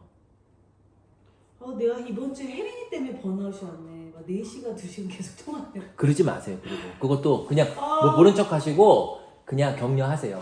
혜린아 그냥 괜찮아 이렇게. 이제 회복했더라고. 어제 밤에 회복했더라고 연락이 왔더라고. 이렇게 공부를 할 수 있는 것도 감사한 건데 자기가 잠깐 생각을 잘못하고 있었다고 돌아왔더라고. 네. 어제 밤에 11시쯤 연락이 왔더라고. 그게 이런 상황이 계속 반복될 거예요. 맞아요. 그런데 그래서 그때마다 너무 많은 거를 설명해 주시지 그러지 마세요. 네, 그냥 괜찮아. 대범하게 야 다 그러고 살아. 괜찮아. 이렇게 그냥 해주세요. 너 할 수 있어.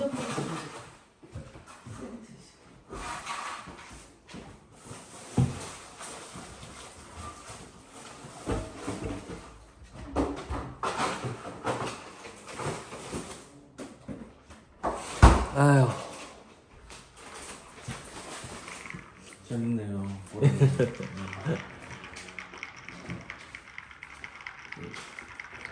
양자역학을 제가 양자 컴퓨터 뭐 이런 얘기 많이 들어봤는데 좀 관심이 생기네요. 이게 좀 뭔지 확인한번 해보고 싶네요.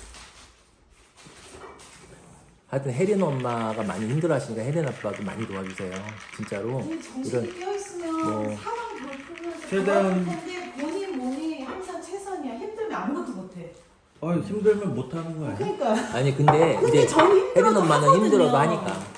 근데 이 사람은 이게 일만 힘들면 나 못해 이러고 이미 한숨 쉬고 괴로워하니까 제가 시키지도 못해. 근데 예를 들어서 그러니까 우리가 바뀌었어. 사실은 남자, 아니 그러니까 그게 남자 여자 문제가 아니라 만약에 내 애가 힘들 때를 생각해 보세요. 내 애가 힘든 게 딱 왔어. 그래서 자기가 어떻게 할 수 없는 상황이 왔어.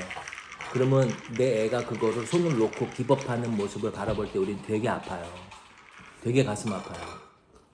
그러니까 나는 어떨 때 되게 내가 하기 싫거나 힘들 때 나는 그 생각을 하면서 그냥 해요. 근데 그렇게 하면은 그러면은 내 삶을 통해서 그냥 내 애가 자연스럽게 그냥 그걸 보니까 예.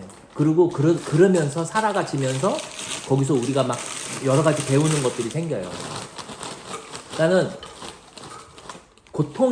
나는 힘들고 고통스럽고 괴로운 게 너무 소중한 거예요. 그걸 통해서만 우리는 트레이닝을 할 수 있어요. 맞아요. 그거 통해서만. 그래서 그거를 내가 피하잖아요. 그럼 나는 이 세상에 와서 배움을 그냥 거부하는 거예요. 그러면 난 다음 생에 다시 태어나야 돼. 그거 교회 다니시는 분들이니까 안 믿으실지 몰라도 나는 진짜 지구에 다시 오고 싶지 않아요.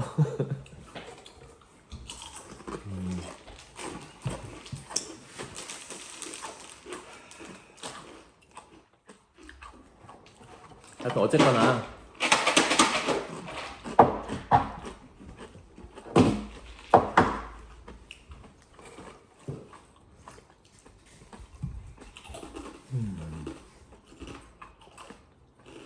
그냥 지호는 일단 그대로 지켜보면 되겠죠? 일단 예.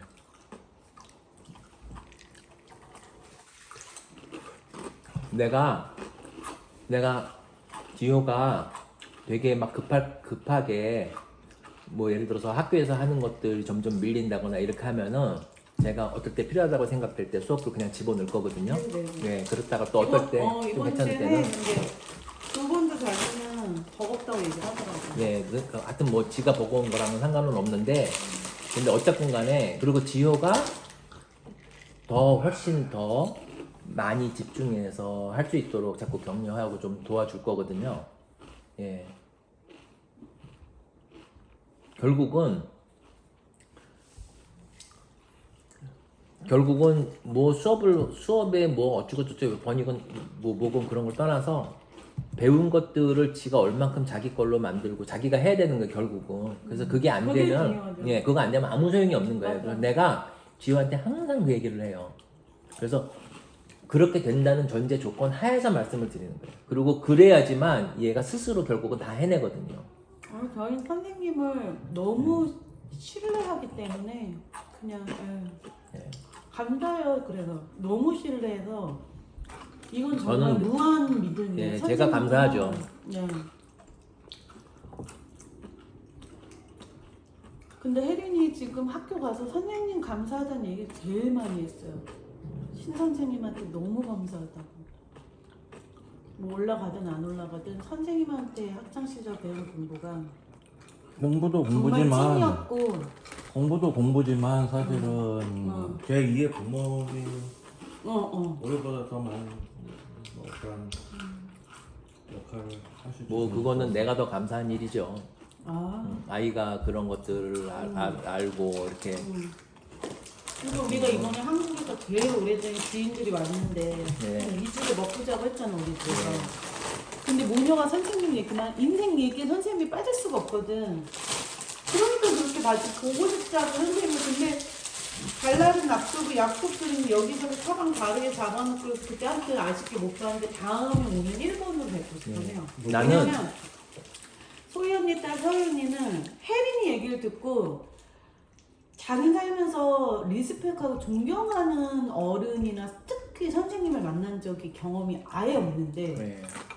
자기 인생을 바꿔주고 너무 존경하고 감동 감화스러운 얘기를 막 하니까 얘가 미치는 거야.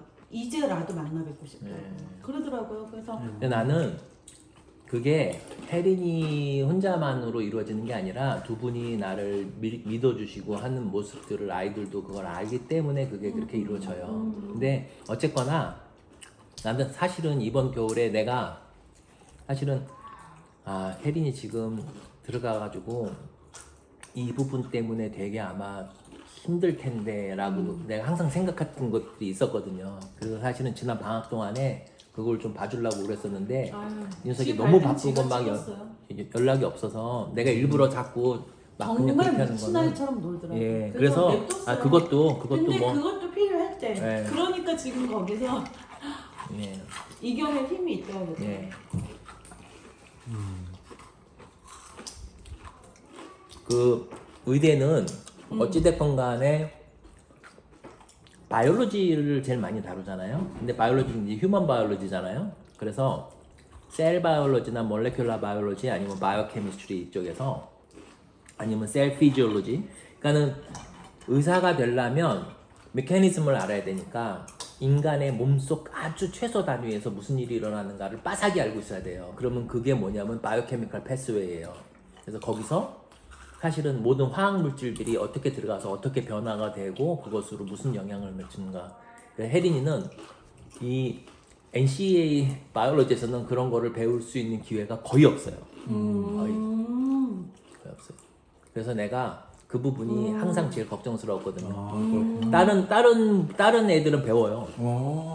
아니 근데 혜린이도 하다가 필요하면 연락하면 받으시고 하세요. 예, 그래서 네. 그래서 근데 걔가 그럴 시간이 없을 거예요. 왜냐면 일 정신이 없을 거예요. 시험 공부하느라. 네. 그래서 그 바이오케미컬 패스웨이는 비슷하거든요.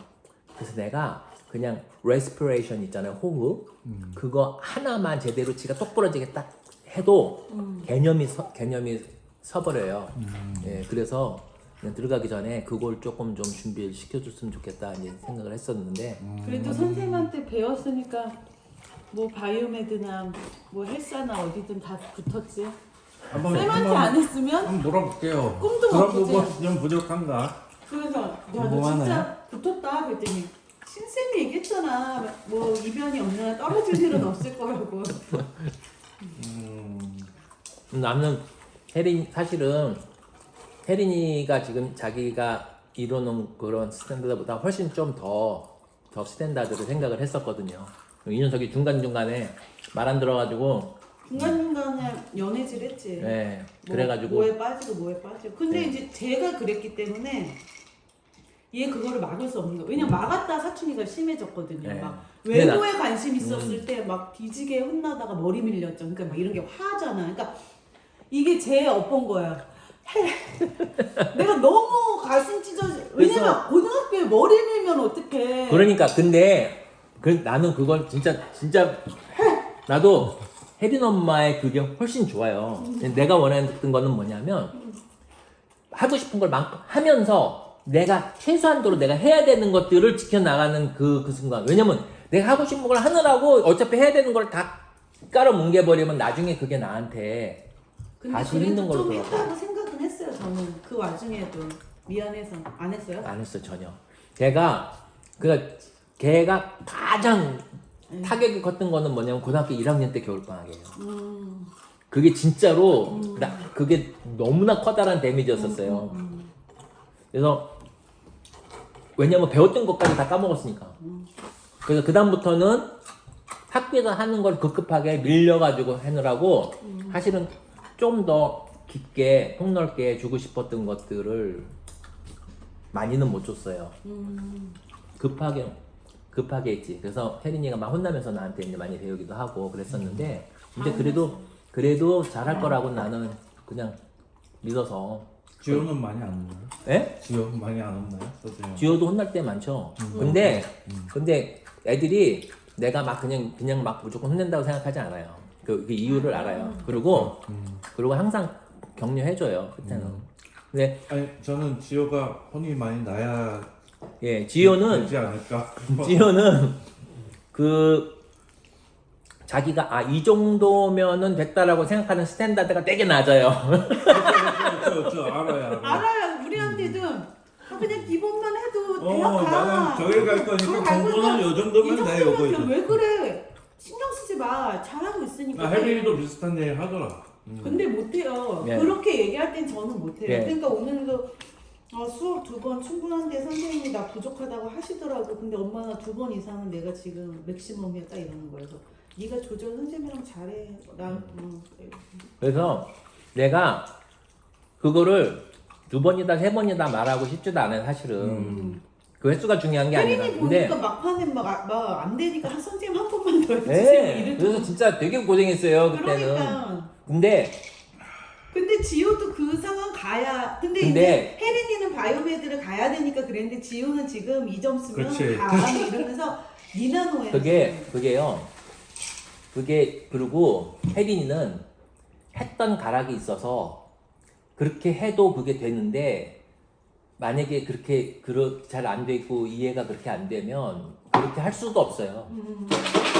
근데 어쨌거나 나는 지효랑 수업을 하면서 지효가 자기 스탠다드가 당연히 있어서 내가 걔 스탠다드에 그대로 맞춰서 그대로 해주잖아요. 그러면 그냥 아무것도 안 돼요. 그래서 지가 처음에는 그렇게 생각하건 말건 그렇다고 내가 지가 싫어하고 죽겠다는 걸 억지로 강요하진 않는데 지효가 점점 내 그 생각들을 받아들일 수 있도록 내가 끌어줘요.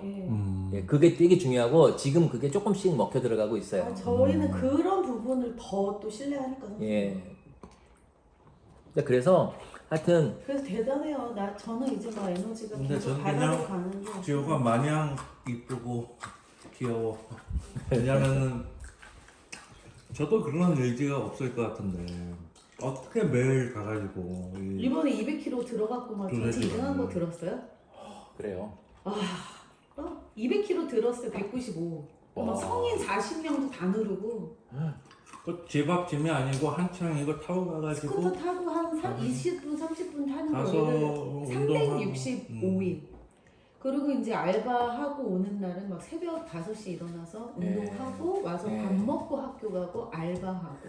너무 잘 됐어요. 그래서 그것들이 지효가 어떤 것들을 해내는 드라이빙 포스가 될 거예요. 너무 멋져서 이번에 그걸 본 중마고 3명이랑 저희 친오빠가 4시 보더니 동일하게 외치더라고요. 뭘 해도 할 놈이다. 네. 이 나이에 이 200kg를 들 정도면 아무랑도 싸우는 게 아니다. 그래서 자기 내가- 자신이랑 싸우는 건데. 그래서 내가 그러니까 지효 그거는 사실은 맞는 포인트거든요. 근데 내가 지효가 그럴 거라고 생각을 했는데 그래서 진짜로 뭐를 해도 될 수 있게 뭐를 해도 할 수 있는 되도록 내가 그렇게 끌어주려고 생각을 하고 있어요. 그러니까 공부 쪽에 대해서도 그러니까 자기가 육체적인 머슬을 키우는 것만큼 자기가 타고나는 게 있고 언더스탠딩 할 수 있는 능력이 있고 그 다음에 분석할 수 있는 눈이 생기면 그것이 얼마나 소중하고 필요한 일인지를 조금씩 걔가 깨닫게 되잖아요. 그러면 걔가 육체적으로 짐 하는 거랑 같이 해요. 그걸 병행을 해요. 그러니까 이게 짐과 그게 공부가 밸런스가 맞으면 맞아야지. 맞게 돼 있어요. 네. 그래서 그걸 맞추는 게 되게 중요해요. 그러니까 아이가 처음에 받아들이지 못할 때 그때 아이하고 커뮤니케이션 하는 게 되게 중요해요. 그 방법이. 그거를 강제로 해도 안 되고 나는 한 번도 애들의 동의를 없이 억지로 해본 적은 없어요. 그러니까 애들이 그걸 그냥 받아들이는 게 아니라 거기 받아들인다는 건 뭐냐면 자기가 책임감을 갖는다는 거거든요. 그 약속을 지킨다는 거. 그래서 그거를 해야지만 그게 의미가 있는 거예요. 그렇죠. 그거 없이 그런 일을 하는 거는 넌센스예요. 네.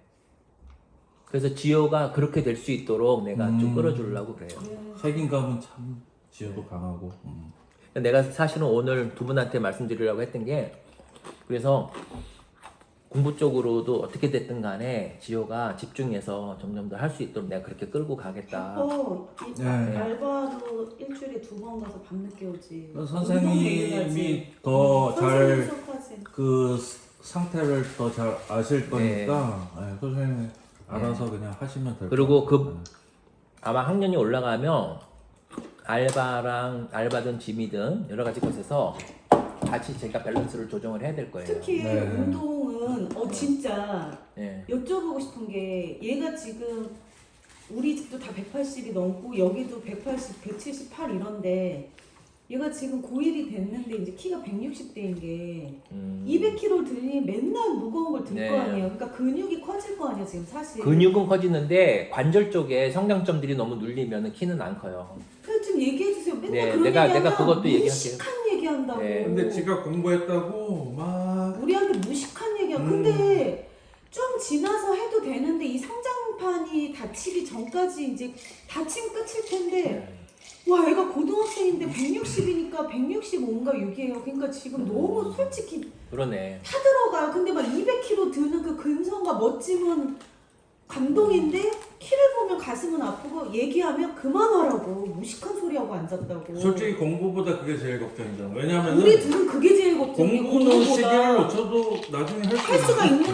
키는 시기를 지금 놓치면 안 커. 네. 160짜리가 200kg를 들고 앉았으니 키가 어떻게 크냐고요. 근데 무식한 소리하고 앉았다가 딱 문을 닫아버리니까 저희는 지금 지효 영년 사실 키예요. 나중에 내가 공부하면서 지효하고 조금씩 얘기를 할게요. 그 부분들을. 예. 저기 화장실 어디 있어요? 화장실 2층 올라가면 계단 왼쪽에 여기는 바로 없어요? 있어요. 여기는 네, 1층에 여기는 하나인데